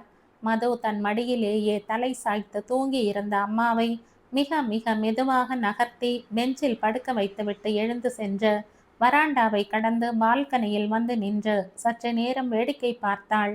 வண்டிகள் வருவதும் போவதுமாயிருந்தது. மறுபடியும் வந்து அப்பாவை பார்த்தாள். இன்னமும் நினைவு திரும்பவில்லை. அபாய கட்டம் தாண்டவில்லை என்றாள் நர்ஸ். தூக்கம் கண்களை அழுத்த அம்மாவின் காலடியில் அமர்ந்தபடி தலை சாய்த்தாள். நள்ளிரவில் அம்மா பெரிதாய் அலறினாள். மது திடுக்கிட்டு எழ அப்பா முகத்தில் துணி போர்த்தப்பட்டிருந்தது. அப்பா செத்து போன விஷயத்தை கூட மஞ்சுவின் புத்தி கிரகித்து கொள்ளவில்லை. அப்படியா என்று சாதாரணமாக கேட்டுவிட்டு திரும்பி படுத்து கொண்டாள். சாவு செய்தியை பேப்பரில் படித்துவிட்டு சக்கரவர்த்தி அம்மாவோடு துக்கம் விசாரிக்க வந்தான். மஞ்சுவின் நிலையை பார்த்து அதிர்ந்து போனான். மஞ்சு அவனை கண்டு அலறினாள். மது சட்டென்று அவள் இருந்த அறையை சாத்திவிட்டு சக்கரவர்த்தியிடம் மன்னிப்பு கேட்டாள். மஞ்சுவுக்கு ஆன நிலையை பற்றி சுருக்கமாக கூறினாள். அவர்கள் வேதனையோடு புறப்பட்டு போனார்கள். 13 நாள் காரியமும் நடந்து முடிந்தது. இனி என்ன என்று யோசித்தாள் மது. கிடைத்த வேலைக்கும் போக முடியாமல் போய்விட்டது. மறுநாளே வருகிறேன் என்று சொல்லிவிட்டு இத்தனை நாள் கழித்து போனால் ஏற்றுக்கொள்வார்களா? போய்த்தான் பார்ப்பது. திட்டினால் தாங்கிக் கொள்ள வேண்டியதுதான். ஒருவேளை வேறு யாரையாவது நியமித்திருந்தால் எல்லாம் நன்மைக்கே என்று நினைத்து கொண்டு வேறு வேலை தேட வேண்டியதுதான். மறுநாள் மது அந்த அலுவலகத்துக்கு புறப்பட்டாள். ரிசப்ஷன் பெண் அவளை ஏற இறங்க பார்த்துவிட்டு பாலசுப்பிரமணியனுக்கு தகவல் சொல்லிவிட்டு உள்ளே அனுப்பினாள். வாங்க என்று வரவேற்றவன் குரல் வறண்டிருந்தது. மது பயத்தோடு அவனை பார்த்து, சாரி சார், மறுநாளே வந்து வேலையில் சேர முடியாம போயிடுச்சு. அவன் வெடுக்கென்று தலை நிமிர்த்தி அவளை கோபத்தோடு பார்த்தான். இது சினிமா தியேட்டர் இல்லை மிஸ் மது, டிசிப்ளின் உள்ள ஒரு ஆஃபீஸ். அன்னைக்கு என்னமோ படபடன்னு வந்து இன்டர்வியூ வச்சாத்தான் ஆச்சுன்னு கத்தினீங்க. உங்களை மதிச்சு நானும் வச்சு வேலையும் கொடுத்தா 15 நாள் கழிச்சு நிதானமா உங்க இஷ்டத்துக்கு வரீங்க. சாரி மிஸ் மது, நாங்கள் வேற ஒரு பொண்ணுக்கு இன்டர்வியூ கார்டு அனுப்பிச்சாச்சு. நீங்கள் போகலாம். Sir please sir. No please, நீங்கள் போகலாம், எனக்கு நிறைய வேலை இருக்கு. மதுவுக்கு அழுகை வந்தது. தொண்டை அடைத்தது. உதட்டை கடித்து கொண்டாள். பிறகு எழுந்து கொண்டாள். தேங்க்யூ சார், நீங்கள் எனக்கு வேலை கொடுக்க வேண்டாம். உங்கள் இடத்துல இருந்தா எனக்கும் இப்படித்தான் இருக்கும். அட்லீஸ்ட் நான் ஏன் வரலைன்னு தெரிஞ்சுக்கங்க ப்ளீஸ். அவன் அவளை மௌனமாக பார்த்தான். இங்கேருந்து நான் வீட்டுக்கு போன அன்னைக்கு அப்பா பாதாள சாக்கடையில் விழுந்துட்டார். ஆஸ்பத்திரியில் சேர்க்கும் போதே சீரியஸ். மறுநாள் போயிட்டார். சனிக்கிழமைதான் 13 நாள் காரியம் முடிஞ்சது. உங்களுக்கு தகவல் சொல்லக்கூட தோணலை எனக்கு. அவ்வளோ இடிஞ்சு போயிருந்த. மது மிக மெல்லிய குரலில் சொல்ல பாலு அவளையே இரக்கத்தோடு பார்த்தான். நான் வரேன் சார். மது புறப்பட 1 நிமிஷம் என்றான். மது தலை குனிந்து நின்றாள். சாரி மிஸ் மது, உட்காருங்க ப்ளீஸ். நான் அவசரப்பட்டுட்டேன். காரணம் கேட்டுட்டு அப்புறம் பேசியிருக்கலாம். சட்டென்ற குரலில் கனிவை கூட்டி அவளை உட்கார வைத்தான். காஃபிக்கு ஆர்டர் செய்துவிட்டு வெள்ளை பேப்பர் எடுத்து கொடுத்தான். ஜாயினிங் ரிப்போர்ட் எழுதி கொடுங்க என்றான். யாருக்கோ கார்டு, அதை கேன்சல் பண்ணி இன்னொரு கார்டு அனுப்பிடுறேன். பாவம். நீங்கள் பாவம் இல்லையா? பாலு பெல் அழுத்த பியூன் உள்ளே வந்தான். இவங்கள கம்ப்யூட்டர் ரூமுக்கு அழைச்சிக்கிட்டு போங்க. ஆர்த்தி கிட்ட சொல்லுங்க. இன்னைக்கு ஜாயின் பண்றாங்கன்னு போங்க Madhu. Aarthi will help you. Thank you sir என்றபடி எழுந்த மது பியூனின் பின்னால் சென்றாள். முத்தான கையெழுத்தில் அவன் ஜாயினிங் ரிப்போர்ட்டை பார்த்த பாலு அந்த அழகான கையெழுத்தில் ஒரு வினாடி மயங்கி போனான். ஆர்த்தியின் உதவியால் ஒரு வாரத்தில் வேலை பழகிவிட்டது. ஆர்த்தி அவளை விட 1-2 வயது கூடுதலாக இருப்பாள். அமைதியாக இருந்தாள். மெல்லிய புன்னகை படிந்த உதடுகள் மாநிறம்தான். கண்ணை பறிக்கும் அழகு என்று சொல்ல முடியாவிட்டாலும் களையான முகம். கர்வமற்றிருந்தாள். இயல்பாக பேசினாள். 4 நாளில் நல்ல தோழியாகிவிட்டாள். 10 நாட்களுக்கு பிறகு மெல்ல ஒருவர் வீட்டை பற்றி ஒருவர் அறிந்து கொண்டார்கள். ஆர்த்திக்கு ஒரு அண்ணனும் ஒரு தம்பியும். தம்பி படிக்கிறான். அண்ணன் மரைன் என்ஜினியர். சிங்கப்பூர் கப்பல் ஒன்றில் வேலை. வருடத்தில் பாதி நாள் உலகம் சுற்றுபவன். மனைவி குழந்தைகளோடு கப்பலில் வாசம். பணத்திற்கு பஞ்சம் இல்லை. ஆர்த்திக்கு வரன் பார்த்து கொண்டிருக்கிறார்கள். ஆனால் ஆர்த்தி தன் மனதிற்கு பிடித்த ஒருவரோடு காதலில் மூழ்கி இருக்கிறாள். விரைவில் காதலன் அவன் வீட்டுக்கு வந்து பெண் கேட்பான். பிறகு திருமணம் நிச்சயமாகிவிடும் என்றாள். மது பெருமூச்சு விட்டாள். என்ன மது? ஒன்றும் இல்லை. காதலில் உனக்கு நம்பிக்கை இருக்கா ஆர்த்தி? ஏன் உனக்கு இல்லையா? ஆண்கள் பிரம்மச்சாரியா, கல்யாணமானவனா, மனைவியை இழந்தவனான்னு தெரிஞ்சுக்க அவங்களுக்கு எந்த அடையாளமும் இல்லை ஆர்த்தி. எல்லா அடையாளமும் பெண்களுக்குத்தான். இதனால் சுலபமா ஏமாத்திடுறான் ஆண். ஆர்த்தி அவளை கூர்ந்து பார்த்தாள். உன் பேச்சில் ஏதோ வேதனை இருக்கே. என்ன மது? உன்னை யாராவது? என்ன இல்லை ஆர்த்தி. பின்ன நத்திங், ஜென்ரலா சொன்னேன். மது பேச்சை மாற்ற முயல. ஆர்த்தி அவளை கூர்ந்து பார்த்தாள். எதையோ அவள் மறைப்பதாக தோன்றியது அவளுக்கு. அதன் பிறகும் கூட காதல் பற்றி பேசினால் மதுவின் முகம் மாறியது. பேசியவர்களிடம் எரிந்து விழுந்தாள். கம்பெனி செலவில் வருடத்திற்கு ஒரு முறை பணியாளர்கள் அனைவரும் உயர்தர தியேட்டர் ஒன்றில் நல்ல படம் ஒன்று சிறப்பு காட்சியாக திரையிட ஏற்பாடு செய்யப்படும். சினிமா, அதை தொடர்ந்து லஞ்ச், எல்லாமே கம்பெனி செலவுதான். என்ன சினிமா என்பதை தீர்மானம் செய்ய மீட்டிங் ஒன்று போட்டான் பாலசுப்ரமணியன். ஆள் ஆளுக்கு ஒரு புது படத்தின் பெயரை சொல்ல இறுதியாக மின்சார கனவு என்று ஒரு மனதாக தீர்மானமாயிற்று. மது எந்த படத்தின் பெயரையும் முன்மொழியவில்லை. அமைதியாக அமர்ந்திருந்தாள். பாலுவின் பார்வை 2-3 முறை அவள் மீது விழுந்தது. அலுவலகத்தில் சேர்ந்த பிறகு இப்போதுதான் அவளை மறுபடியும் பார்க்கிறான் அவன். அவனுடைய வேலை நிர்வாகம் சம்பந்தப்பட்டது. அவளுடையது டெக்னிக்கல் துறை. எனவே இருவருக்கும் அலுவலக ரீதியாக தொடர்பு எதுவும் இல்லை. கிட்டத்தட்ட 2 மாதத்திற்கு பிறகு இன்றுதான் பார்க்கிறான் அவளை. என்ன மது, வேலையெல்லாம் பழகிடுச்சா? செட்டில் ஆயிட்டீங்களா என்றான் அவளை பார்த்ததும். பழகிடுச்சு சார், உங்க தயவுல 2 மாசம் ஓடிடுச்சு. நீங்க மட்டும் அன்னைக்கு ஸ்ட்ரிக்டா இருந்திருந்தா இங்க நான் நுழைஞ்சிருக்கவே முடியாது. உங்களுக்கு நான் ரொம்ப கடமைப்பட்டவ. பாலு சிரித்தான். அதன் பிறகு ஆட்கள் சேர சினிமா பற்றிய பேச்சு துவங்கியது. மது அமைதியாக அமர்ந்திருந்தாள். ஜாலியா இருக்கணும், இளமை துள்ளணும், லவ் பிலிமாவும் இருக்கணும் என்று நிறைய பேர் சொல்ல மின்சார கனவு என்று முடிவானது. நல்ல செலக்ஷன் என்று மகிழ்ந்தாள் ஆர்த்தி. கண்டிப்பா வந்துதான் ஆகணுமா என்று கேட்டாள் மது. என்ன மது, ஏன் இப்படி கேட்குற? எனக்கு பிடிக்கல, நான் வரல. எது, படமா இல்லை எங்களோட வர்றதா? ஐயோ, உங்களோட வர கசக்குமா? நான் படத்தை சொன்னேன். என் படத்துக்கு என்ன, நல்ல படம் தானே. 3 மணி நேரம் ஜாலியாக இருக்கத்தானே போகிறோம். சூப்பர் காதல் படம் அது. ஐ ஹேட் லவ். சுத்த அபத்தம். காதலிக்கிறது அபத்தமா? பெத்தவங்களை முழுமையாக நம்புறவங்க காதலிக்க மாட்டாங்க ஆர்த்தி. என்ன இப்படி பேசுற? காதல் அபத்தம் இல்லை மது, நீ பேசுறது தான் அபத்தம். அப்போ சீதையும் ராமனும் தங்களோட அப்பா அம்மாவை நம்பலைங்கிறையா? ராதாவும் மீராவும் கண்ணனை காதலிச்சது அபத்தம்ங்கிறையா? காதல் அபத்தம்னா அகநானூரே அபத்தமா? இது திரேதா யுகமோ துவாபர யுகமோ இல்ல ஆர்த்தி. கலியுகம், காமயுகம். இங்க காதலை விட காமம்தான் முக்கியம். காதல்ங்கிற அஸ்திரத்தை உபயோகிச்சு பெண்ணை அனுபவிச்சுட்டு தூக்கி எறிஞ்சிட்டு போற காமுகர்கள் தான் இப்ப அதிகம். மொத்தத்துல எந்த ஆணும் இங்க யோகியன் இல்ல.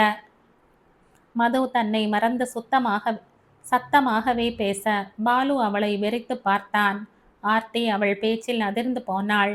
நல்ல காலம், சினிமா தீர்மானமானதுமே அனைவரும் போய்விட்டனர். பாலு கூட தான் மறந்துவிட்ட பேனாவை எடுக்கத்தான் திரும்பி வந்திருந்தான். மதுவை உற்று பார்த்துவிட்டு பேனாவை எடுத்து செருகி கொண்டு போனான். ஏன் படத்துக்கு என்ன? நல்ல படம் தானே. 3 மணி நேரம் ஜாலியா இருக்கத்தானே போறோம். சூப்பர் காதல் படம் அது. ஐ ஹேட் லவ். சுத்த அபத்தம். காதலிக்கிறது அபத்தமா? பெத்தவங்களை முழுமையா நம்புறவங்க காதலிக்க மாட்டாங்க ஆர்த்தி. என்ன இப்படி பேசுற? காதல் அபத்தம் இல்ல மது. நீ பேசுறது தான் அபத்தம். அப்ப சீதையும் ராமனும் தங்களோட அப்பா அம்மாவை நம்பலங்கிறையா? ராதாவும் மீராவும் கண்ணனை காதலிச்சது அபத்தம்ங்கிறையா?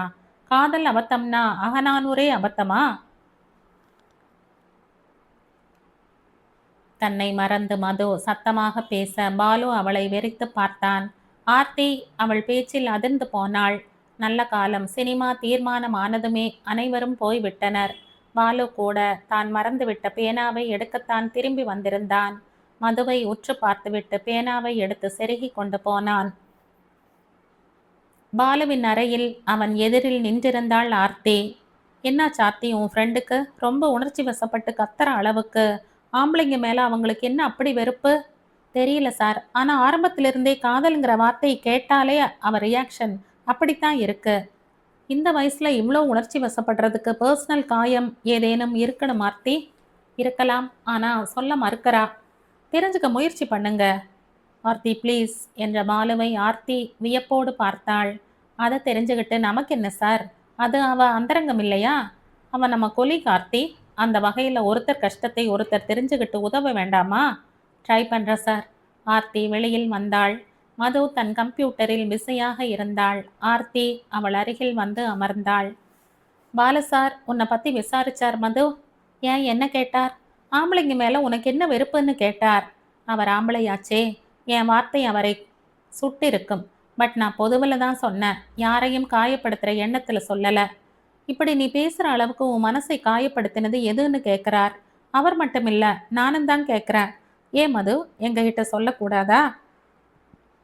என் சிநேகிதி ஒருத்தி ஒரு ஆணை உயிரா காதலிச்சா ஆர்த்தி.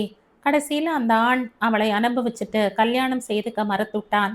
காரணம் அவன் ஏற்கனவே கல்யாணமானவன். அதை மறைச்சு ஒரு பெண்ணோட பழகி அவ ஆசையை தூண்டிவிட்டு அவளை கெடுத்து கடைசியில கட்டிக்க முடியாது, வேணும்னா சின்ன வீடா இருந்துட்டு போ, கடைசி வரை நாம இப்படியே இருப்போம்னு சொல்லிட்டான் அந்த அயோக்கியன். என் சிநேகிதி நல்ல குடும்பத்தை சேர்ந்த பெண். அவளால் இந்த அதிர்ச்சியை தாங்க முடியல. ஷாக் ஆயிட்டா. அவன் மூளை அப்படியே அப்செட் ஆயிடுச்சு. அதையே புலம்பி புலம்பி இப்ப சித்த பிரம்மை பிடிச்ச நிலையில இருக்கா. மாசம் 10,000 சம்பாதிச்சிட்டு இருந்தவ, கம்ப்யூட்டர் படிச்சவ, இன்னைக்கு கட்டில்ல பரிதாபமா சுருண்டு படுத்துக்கிட்டு விட்டத்தை வெறிச்சு பார்த்துக்கிட்டு இருக்கா. என்னென்னவோ ட்ரீட்மெண்ட் கொடுத்து பார்த்தாச்சு, முன்னேற்றமே இல்லை. இதுக்கு யார் காரணம் ஆர்த்தி? ஒரு ஆண் தானே. இவளை மாதிரி இன்னும் எத்தனை பேர் எங்கெங்கேயோ. ஆண்கள் அயோக்கியர்கள்னு நான் சொல்றதுல என்ன தப்பு? ஏதோ ஒரு சிலரை வைத்து கொண்டு மொத்த ஆண்களையும் அயோக்கியர்கள் என்று சொல்லிடாத மது. மது பதில் சொல்லவில்லை. இப்படி நீ பொதுவில் சொல்றதுனால எவ்வளோ பேர் வேதனைப்படுவாங்க தெரியுமா? பாலு சார் ரொம்ப கஷ்டப்பட்டுக்கிட்டார். என்ன பற்றியும் அப்படி ஒரு அபிப்பிராயம் தான் வச்சிருக்காங்களா மதுன்னு கேட்டார். தப்பு செய்கிறவங்களை நடுவீதியில் இழுத்து நிறுத்தி கல்லால் அடி மது. ஆனால் ஒட்டுமொத்தமாக எல்லார் மேலையும் எச்சில் துப்பாத. பெண்களில் கெட்டவங்க இல்லைன்றையா? நல்ல ஆண்களை மயக்கி அவங்க சொத்து முழுக்க ஏமாத்தி பறிச்சுக்கிற பெண்கள் கூட்டம் இல்லைன்றையா? அவங்கள வச்சு நீயும் அப்படிப்பட்ட பெண் தான்னா நீ ஒத்துப்பியா? வேதனைப்பட மாட்டியா? ஆர்த்தி பேசுவதிலும் நியாயம் இருப்பதை உணர்ந்த மது தான் அப்படி கத்தியிருக்க கூடாது என்று நினைத்தாள். அதற்காக பாலுவிடம் மன்னிப்பு கேட்க தீர்மானித்தாள். மாலை 4 மணிக்கு மேல் சற்று வேலை குறைந்ததும் பாலுவின் அறைக்கு சென்றாள். வாங்க மது. என்ன அதிசயமா? பாலு பேனாவை வைத்துவிட்டு நிமிர்ந்தான். மது சற்று நேரம் மௌனமாய் நின்றாள். உட்காரலாமே. இல்ல, உங்ககிட்ட மன்னிப்பு கேட்க வந்த. எதுக்கு? ஆர்த்திகிட்ட சொல்லி வருத்தப்பட்டீங்களாமே, அதுக்குத்தான். பாலு அவளை உற்று பார்த்தான். ஆண்கள் மேல உனக்கு எதனால் அவ்வளோ வெறுப்பு மது? ஒரு ஆணினால் என் சிநேகிதி வஞ்சிக்கப்பட்டாள், அதான். சாரி சார், மொத்த ஆண்களையும் நான் அப்படி சொல்லியிருக்க கூடாது. பரவாயில்ல மது, உங்க சிநேகிதி இப்போ என்ன செய்யறாங்க? சித்த பிரம்மை பிடிச்ச படுக்கையில் இருக்கா சார். ஓ நோ, ட்ரீட்மெண்ட் கொடுத்தீங்களா? பயன் இல்லை சார். சில நேரம் மருந்து மாத்திரைகளால தீராத மனநோய் அவங்களோட பேச பேச சரியா போயிடும்னு சொல்வாங்க மது. ஒரு மருத்துவரால் தீர்க்க முடியாத நோயை ஒரு நல்ல நண்பன் தீர்த்து வைப்பான்னு கேள்விப்பட்டிருக்கீங்களா? உங்க சிநேகிதின்றீங்க, அப்புறம் என்ன, நீங்களே அவங்களை குணப்படுத்த முயற்சிக்கலாமே. மது அவன் பேச பேச வியந்தாள். வஞ்சிக்கப்பட்டாள்னா எப்படி மது? பழகிட்டு விட்டுட்டானா இல்ல படுத்துட்டு உதறிட்டானா? மது உதட்டை கடித்து கொண்டாள். தொட்டப்புறம்தான் சார் விட்டுட்டான். ஒரு படிச்ச பொண்ணு இதால சித்த பிரம்மை பிடிக்கிற அளவுக்கு அப்செட் ஆயிடுவாங்க. அவங்க படிப்பு அவங்களுக்கு மன உறுதியை அளிக்கலன்னு தான் தெரியுது. படிச்ச இவங்களுக்கும் ஒரு கிராமத்து கோழை பெண்ணுக்கும் என்ன வித்தியாசம்? உங்களால முடியாட்டி சொல்லுங்க. மது, உங்க சிநேகிதியை நான் சரி பண்ணி காட்டுறேன். அவங்க மனசுல ஏதோ குற்ற உணர்ச்சி இருக்கு. தான் பெண், கல்யாணத்துக்கு முந்தி கெட்டுட்டோம், இது தப்புன்ற உணர்வு அவங்கள இப்படியாக்கி இருக்கும். இந்த நிலையில ஒரு நல்ல ஃப்ரெண்ட்ஷிப் அவங்களுக்கு தேவை.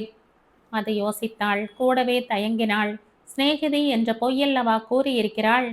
என்ன மது யோசிக்கிறீங்க? உங்களோட சிநேகிதின்னு சொன்னதால தான் நான் அக்கறை எடுத்துக்க விரும்புகிறேன். ஓகே சார், நான் அவளை எப்படியாவது பீச்சுக்கு கூட்டிட்டு வரேன். நீங்க எதேச்சையா என்னை சந்திச்சு பேசுறாப்புல பேசுங்க. நான் அவளுக்கு உங்களை அறிமுகப்படுத்துறேன்.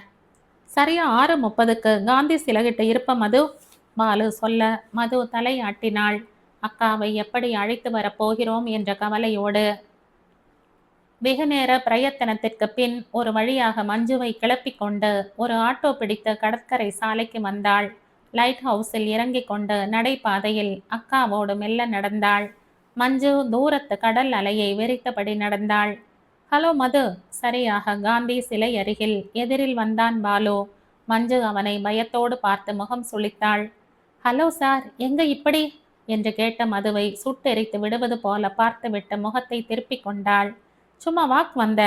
மஞ்சு, இவர் எங்க ஆஃபீஸ் பர்சனல் மேனேஜர் பாலசுப்ரமணியன். மஞ்சு அவளை சட்டென்று பிடித்தெழுத்து கொண்டு நடந்தாள். ஆஃபீஸ் அதிகாரிகளை நம்பாத மது, கெடுத்துட்டு ஓடிடுவாங்க திருட்டு பசங்க. இவர் நல்லவர் மஞ்சு, கண்ணியமானவர். ஆரம்பத்தில் அப்படித்தான் பழகுவாங்க. எல்லாம் வேஷம். உள்ள ரொம்ப குரூரமா இருப்பாங்க. வா போலாம். இனிமே இந்த ஆள்கிட்ட அதிகம் பேசாத.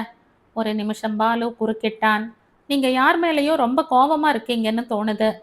ஆமா இருக்க. அதை கேட்க நீங்க யாரு? போயா வேலையை பார்த்துக்கிட்டு. மஞ்சு சுத்தமாக கத்த. சுற்றிலும் சென்றவர்கள் திரும்பி பார்க்க மது கவலையோடு அவனை பார்த்தாள். கண்களால் அவனிடம் மன்னிப்பு கேட்டாள். மஞ்சு வேகமாக நடந்தாள். மது அவளை விட்டு நீ கொஞ்ச நேரம் காணாம போயிடு, நான் பார்த்துக்கிறேன். பாலு சொல்ல மது வேறு பக்கமாய் நடந்தாள். சற்று தூரம் சென்ற மஞ்சு மதுவை காணாமல் திரும்பினாள். அவள் முகம் பயத்தில் வெளுத்தது. கடற்கரையில் இருந்த அத்தனை ஆண்களும் அவள் மீது பாயப் போவதாக கற்பனை செய்து கொண்டு கத்தியபடியே மயங்கி விழப்போனாள். பாலு சட்டென்று ஓடிப்போய் அவளை தாங்கிக் கொண்டான். மது அருகில் வர முயல பாலு அவளை வர வேண்டாம் என்றான். Please Manju, relax. உங்களுக்கு ஒண்ணுமில்ல, பயந்துட்டீங்க. மது இப்ப வந்துடுவாங்க, இப்படி உட்காருங்க என்றபடி அவளை புல்வெளியில் அமர வைத்தான். மஞ்சு அவனை வெறித்து பார்த்தாள். உங்களுக்கு தெரியாது மஞ்சு, பொதுவா நான் பெண்களோட பேசவே தயங்குவேன். மது ரொம்ப டீசெண்டான பொண்ணு. அதனால் அவகிட்ட மட்டும் 2 வார்த்தை பேசுவேன். மற்றபடி பெண்கள்னாலே எனக்கு அலர்ஜி. ஏன் என்பது போல மஞ்சு அவனை பார்த்தாள். என் ஃப்ரெண்ட் ஒருத்தன் ஒரு பெண்ணை உயிருக்குயிரா காதலிச்சான். அவளுக்காக உயிரையும் விட தயாரா இருந்தான். ஆனா அந்த பொண்ணு பொழுதுபோக்காக காதலிச்சிருப்பான்னு நினைக்கிறேன்.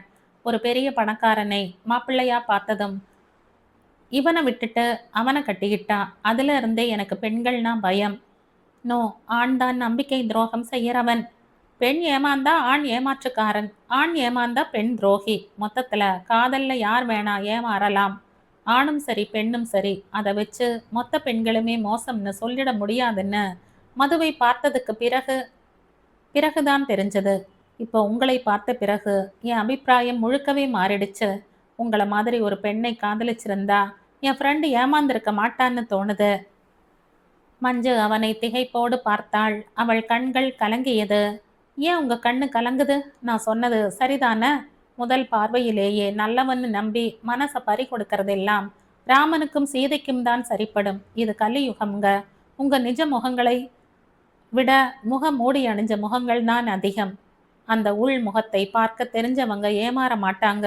என் ஃப்ரெண்டுக்கு அது சாத்தியப்படலை, ஏமாந்துட்டா. நிஜம்தான். மஞ்ச முணுமுணுத்தாள். உங்க பேர்? பாலு.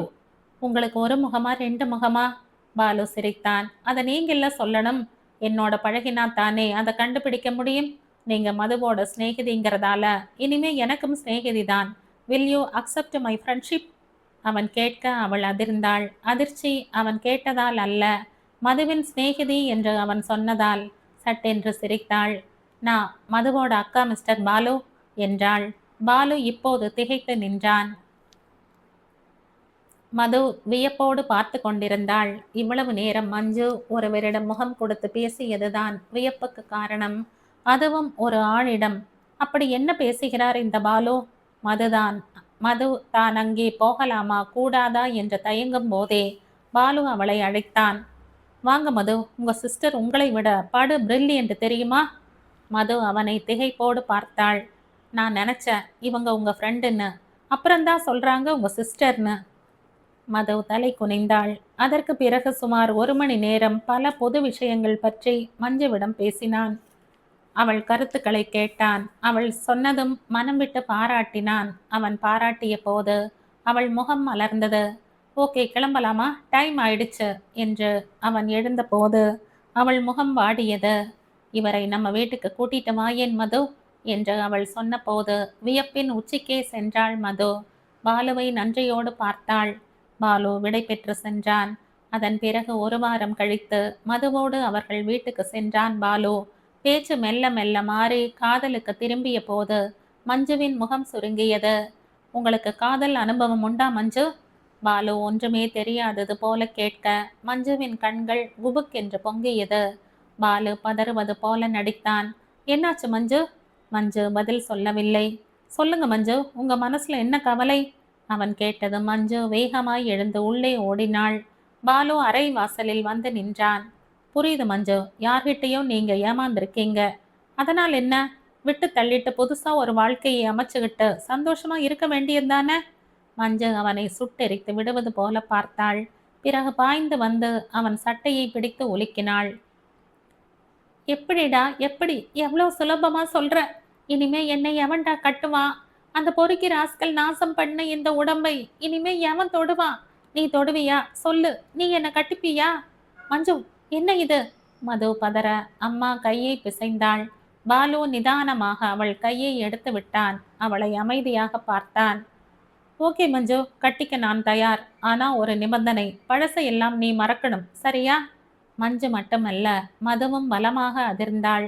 அம்மா நம்ப முடியாமல் அவனை பார்த்தாள். நான் உங்களை எவ்வளோ தூரம் நம்புறது பாலு? மது மறுநாள் அவளை ஆபீஸில் சந்தித்து கேட்டதும் பாலு சிரித்தான். ஸ்டண்ட் அடிக்கிறேன்னு தோணுதா? அப்படி இல்லை, ஆனா எப்படி பாலு சார், எனக்கே ஒன்றும் புரியல. மஞ்சு என்ன சொன்னாங்க? அவ எதுவுமே பேசல. பிரம்மை பிடிச்சா போல இருக்கா. உண்மையாத்தான் சொல்ற மது, மஞ்சுவை கட்டிக்க எனக்கு முழு சம்மதம். ஏன் பாலு சார், உங்களுக்கு வேற பொண்ணா கிடைக்க மாட்டாங்க? அதுவும் இல்லாம மது தயங்கி நிறுத்தினாள். சொல்லு மது, எதுவா இருந்தாலும் ஒளிவு மறைவில்லாம பேசிக்கிறது நல்லது தானே? இன்னைக்கு ஏதோ ஒரு ஆவேசத்துல சொல்வீங்க, நாளைக்கு அவளை குத்தி காட்டினீங்கன்னா அதுக்கப்புறம் அவளை காப்பாற்ற யாராலையும் முடியாது. சத்தியமா குத்தி காட்ட மாட்டேன் மது. இது தியாகமா இல்ல ஏதாவது காரணம் இருக்கா பாலு சார்? பாலு ஒரு வினாடி அமைதியானான். பிறகு காரணம் இருக்கு மது என்றான். மது அவனையே பார்த்தாள். எனக்கு ஒரு அழகான அக்கா இருக்கா மது. என்னை விட 2 வயசுதான் பெரியவ. படிச்சவ, புத்திசாலி. அப்பா அவளுக்கு சகல சுதந்திரமும் கொடுத்திருந்தார். பெண்ணுன்னு மட்டம் தட்டி வளர்க்கல. அப்படிப்பட்ட அக்கா ஒருத்தனை காதலிச்சா. அப்பா கிட்ட தன் காதலை பத்தி சொன்னா. அப்பா எதிர்க்கல. உடனே அவங்களை பார்த்து பேசி கல்யாணத்தை நிச்சயம் பண்ண சம்மதிச்சார். கல்யாணத்துக்கு நாளும் குறிச்சாச்சு. நிச்சயதார்த்தம் தடபுடலா நடந்தது. அந்த தைரியத்துல அக்கா அவனோட அடிக்கடி வெளியே சுத்தினா, பிக்னிக் போனா. அப்படி போன ஒரு சமயத்துல அவளை ரொம்ப வற்புறுத்தி தைரியம் கொடுத்து அவளை அனுபவிச்சிருக்கான் அவ காதலன். கல்யாணத்துக்கு இன்னும் 10 நாள் தானே இருக்குன்ற தைரியத்துல அக்காவும் சம்மதிச்சிருக்கா.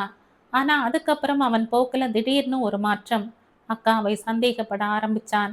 இதுக்கு முன்னால எத்தனை பேர்னு குத்தி காட்டி பேசினான். அக்கா அதிர்ந்து போயிட்டா. சரி, அப்படி பேசினாலும் போகட்டும், கல்யாணத்துக்கு பிறகு அவனை சரி கட்டிக்கலாம்னு அக்கா நினைச்சா. ஆனா அந்த ராஸ்கல் கல்யாணத்தன்னைக்கு வரல. ஊரே கூடியிருக்க மாப்பிள்ளையை காணோம். உன்னை கட்டிக்க எனக்கு இஷ்டம் இல்லைன்னு ஒரு துண்டு சீட்டு மட்டும் வந்தது. அன்னைக்கு அக்காவுக்கு ஏற்பட்ட அவமானம், எங்க குடும்பத்துக்கு ஏற்பட்ட அவமானம், அதை விவரிக்கவே முடியாது மது. அக்கா கோழை இல்ல. ஆனா இந்த அதிர்ச்சியை அவளால தாங்கிக்க முடியல. மஞ்சுவ மாதிரிதான் ஒரு அறைக்குள்ளேயே முடங்கி போயிட்டா. அவ மனசை மாத்த நாங்க பட்ட பாடு கொஞ்ச நஞ்சம் இல்ல. ஆனா அவ மாறவே இல்ல. அறையை விட்டு வெளியே வரவே விரும்பல. அவ பேச்சு, சிரிப்பு, சாப்பாடு, தூக்கம், ஆரோக்கியம் எல்லாமே கொஞ்சம் கொஞ்சமா போச்சு. 4 வருஷத்துல எலும்பு கூட ஆயிட்டா. அந்த கன்றாவியை பார்க்க முடியாம அப்பா மாரடைப்பு வந்து காலம் ஆயிட்டார். அவருக்கு பின்னால அம்மா. இப்போ அக்கா சாக கிடக்கா. இப்பவோ அப்பவோன்னு அவ உயிர் ஊசல் ஆடிக்கிட்டு இருக்கு. வீட்ல வச்சு பார்த்துக்க முடியாம ஒரு நர்சிங் ஹோம்ல சேர்த்திருக்கேன். எனக்கு கல்யாணம்னு ஒண்ணு நடந்தா ஆசீர்வாதம் பண்ண வேண்டியவ அவ ஒருத்திதான். அவளும் போயிட்டா. நான் அனாதை. எங்க அக்காவை மாதிரி மஞ்சுவும் ஆகக்கூடாது மது. ஏமாந்து போன எல்லா பெண்களையும் என்னால கட்டிக்க முடியாது. ஒருத்தரை கட்டிக்கலாம் இல்லையா? அந்த ஒருத்திதான் மஞ்சு. அது மிகவும் நெகிழ்ச்சியோடு அவன் கரங்களை பற்றி கொண்டாள். நீங்க ரொம்ப உயர்ந்தவர் பாலு சார். இன்னைக்கு சாயங்காலம் உங்க வீட்டுக்கு வந்து மஞ்சுவை பெண் கேட்பேன் மது. அப்ப நான் அரை நாள் லீவு போட்டுட்டு போலாமா? தாராளமா. மது மிகவும் சந்தோஷமாக 1 மணிக்கு புறப்பட்டாள். வீடு போய் சேரும் வரைதான் சந்தோஷம் எல்லாம். 1 டஜன் ஆப்பிள், ஆரஞ்சு, மல்லிகைப்பூ, கல்கண்டு இத்தியாதிகளோடு மதுவின் வீட்டுக்கு பாலு போன போது வீடு மிக மிக அமைதியாக இருந்தது. அம்மா ஒரு மூலையில் அழுது கொண்டிருக்க, மஞ்சு தன் படுக்கையில் சுருண்டிருந்தாள். மது மட்டும் சோகமாக அவனை வரவேற்றாள். என்னாச்சு மது? கல்யாணத்துக்கு அக்கா சம்மதிக்க மறுத்துட்டா பாலு சார். ஒரே ரகள. நீ நகரு, நான் பேசுறேன். யாரும் என்னோட பேச வேண்டாம். அவரை போக சொல்லு மது.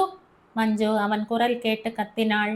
பாலு உள்ளே போனான். அவள் அறையில் நுழைந்து கதவை சாத்தினான். மஞ்சு பயத்தில் விரைத்து போனாள். இப்போ உனக்கு என்ன ஆயிடுச்சு மந்து? மஞ்சு, நீ நல்லா தானே இருக்க?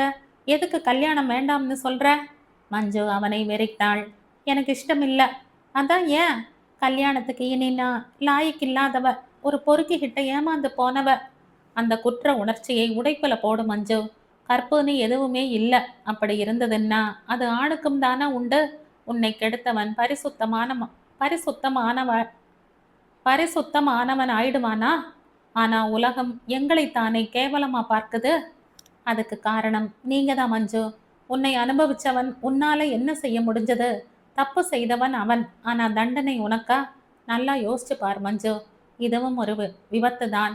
சில விபத்து எதிர்பாராம ஏற்படும். சிலது நாம ரிஸ்க் எடுத்து வரவழைச்சுக்கிறது. எந்த பெண்ணும் விரும்பி கெட்டு போறதில்ல. ஒரு நம்பிக்கையில தான் தன்னை கொடுக்கறா.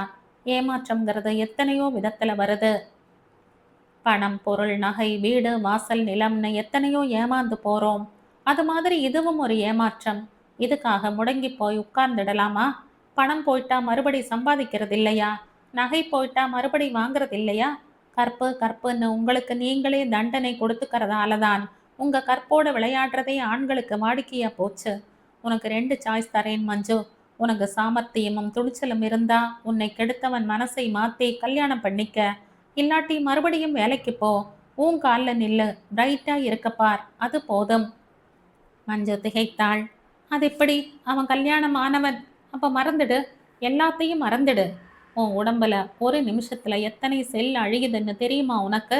1 வருஷத்துக்கு முந்தி இருந்த தோல் முழுக்க இப்போ அழிஞ்சிருக்கும். அழியறது கண்ணுக்கு தெரியாது. இப்ப இருக்கிற தோல் புது தோல். புரியுதா மஞ்சு? அவன் தொட்ட தோல் அழிஞ்சு புதுசு வந்திருக்கும். நமக்கு தெரியாம நாம அழியிறோம். நாம புதுசா உருவாகிறோம் மஞ்சு. வெறும் நினைவுகளை வச்சுக்கிட்டு எதுக்கு வேதனைப்படணும்? தேவையில்லாத திசுக்களும் செல்களும் அழிக்கப்படணும். இல்லாட்டி உடம்பு நாரிடும். வளர்ச்சியும் இருக்காது. அதே மாதிரிதான் புத்தியில் இருக்கிற வேண்டாத நினைவுகளை, நம்மை உறுத்தி வேதனைப்படுத்துற குப்பைகளை எடுத்து வெளியே வீச பழகிக்கணும். இப்படி முடங்கி போக நீ பிறக்கலை. உன் மூளை அற்புதமானது. எவ்வளவு படிப்பு படிச்சு தனக்குள்ள அது அறிவா சேமிச்சு வச்சிருக்கு. அதெல்லாம் அப்படியே அழிஞ்சு போறதுக்கா நீ படிச்ச? கெட்டது உடம்பு தான்னா ஏன் மூளைக்கும் சேர்த்து தண்டனை கொடுக்கற? உடம்புக்கு வேணா தண்டனை கொடு. மூளையை ஏன் உரையை விட்டு சித்திரவதைப்படுத்துற? அதனோட ஆக்கப்பூர்வமான செயல்களை ஏன் தடுக்கிற? அது செய்யக்கூடிய செயல்களை செய்ய விடுறது தானே நியாயம். உன் மூளையை கொண்டு கிரியேட்டிவா நீ எவ்வளவு செய்யலாம்? எவ்வளவு பேருக்கு பயன்படுறா போல ஏதாவது செய்யலாம். இப்படி விட்டத்தை வெறிச்சு பார்த்துக்கிட்டு இருக்கவா உனக்கு இறைவன் மூளையை கொடுத்தான்? இப்படி முடங்கி கிடக்கிறது படைப்புக்கு நீ செய்யற துரோகம் மஞ்சு. எவ்வளோ நம்பிக்கையோட உன்னை இறைவன் படைச்சிருப்பான். அவனுக்கு நம்பிக்கை துரோகம் செய்யலாமா? அப்புறம் உன்னை கெடுத்தவனுக்கும் உனக்கும் என்ன வித்தியாசம்? அவன் ஒரு விதமா உன்னை ஏமாத்தினான். நீ இன்னொரு விதமா தெய்வத்தை ஏமாத்துற. மஞ்சு திகைத்தாள். அவன் சொன்னதெல்லாம் அவளை வேரோடு புரட்டுவது போல் இருந்தது. கல்யாணம்தான் வாழ்க்கைன்னு நான் சொல்ல வரல மஞ்சு. பழையபடி நீங்க இயல்பா இருக்கேன்னு சொல்லுங்க. உங்களை நான் கல்யாணத்துக்கு வற்புறுத்த மாட்டேன். என்னை கல்யாணம் பண்ணிக்கிறதும் மறுக்கிறதும் உங்க இஷ்டம். அதுல தலையிட யாருக்கும் உரிமை இல்ல. பட் உங்க புத்தியை நல்ல காரியங்களுக்கு உபயோகப்படுத்துங்க. ஆக்டிவா இருங்க. மற்றவங்களுக்கு கவலையும் பாராமுகமுமா இருக்காதீங்க. உங்களுக்கு எவனோ கொடுத்த கஷ்டத்தை நினைச்சுக்கிட்டே உங்க குடும்பத்துக்கு நீங்க கஷ்டம் கொடுக்காதீங்க. நான் கிளம்புறேன். நீங்க எப்போ சரின்னாலும் எங்க ஆபீஸ்ல உங்களுக்கு ஒரு நல்ல வேலை காத்திருக்கும். அதோட நீங்க விருப்பப்பட்டா கல்யாண மாலையும் காத்திருக்கும். காதல்ங்கிறது பூ மாதிரி மஞ்சு. ஒரு செடியில ஒன்றுக்கு மேல பூ மலரக்கூடாதா என்ன? ஒரு பூ இருக்கும்போது வேணாம். அட்லீஸ்ட் ஒரு பூ வாடி போச்சுன்னா இன்னொன்னு பூக்கலாம் இல்லையா? இது இயற்கை தானே. கற்பு கற்புன்னு கத்திக்கிட்ட இயற்கையை ஏன் அடக்க முயற்சிக்கிறீங்க? இயல்பா இருக்க முயற்சி செய்யுங்களே. பாலு அதற்கு மேல் அங்கிருக்கவில்லை. வேகமாக வெளியேறினான். அந்த பிள்ளை சொன்னதையெல்லாம் கேட்டில்ல? இனிமேலாவது நீ மாறுவியாடி? அம்மா கேட்க மஞ்சு முதன்முறையாக தாயின் மடியில் விழுந்து அழுதாள். இவரை விட ஒரு நல்ல புருஷன் உனக்கு கிடைக்க மாட்டார் மஞ்சு. சொந்த வாழ்க்கையின் அனுபவம் அவரை இவ்வளோ தூரம் பண்படுத்தி இருக்கு. தயவு செய்து யோசிச்சு நல்ல முடிவுக்கு வா. மது தன் பங்குக்கு தானும் புத்தி சொன்னாள். அழைப்பு மணி சத்தமிட எழுந்து சென்ற கதவை திறந்தாள். ஹலோ ஆர்த்தி, என்ன ஆச்சரியம், உள்ளவா. மது முகம் மலர்ந்து வரவேற்றாள். ஒரு சந்தோஷ விஷயம் மது. எனக்கு கல்யாணம் அடுத்த ஞாயிறு.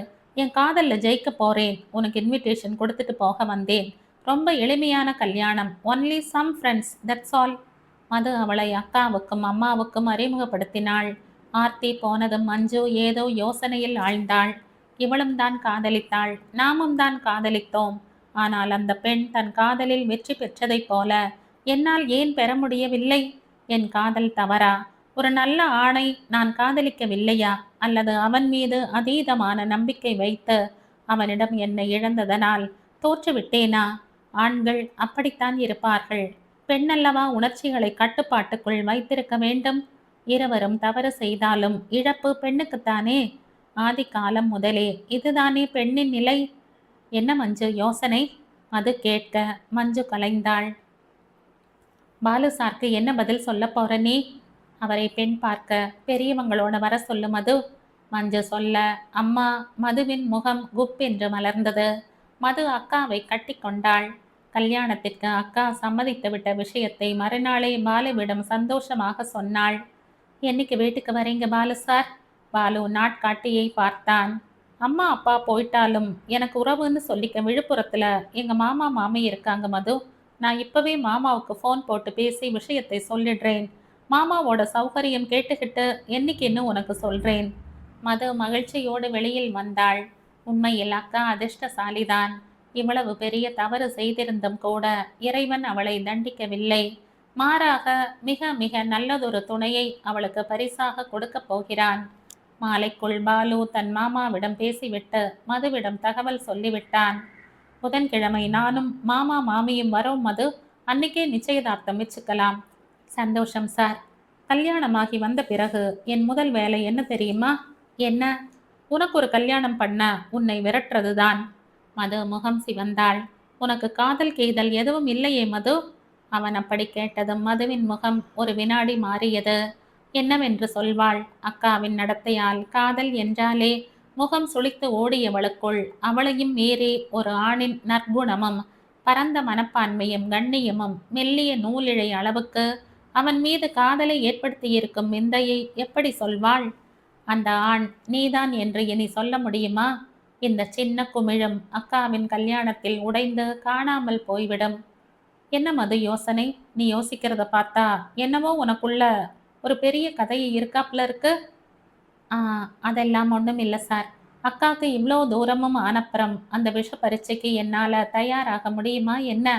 உனக்கு எப்படிப்பட்ட மாப்பிள்ளை வேணும் மது? உங்களை போல சார். மது நிதானமாக சொல்ல பாலு திகைத்து போனான். மது சிரித்தபடி வெளியேறினாள்.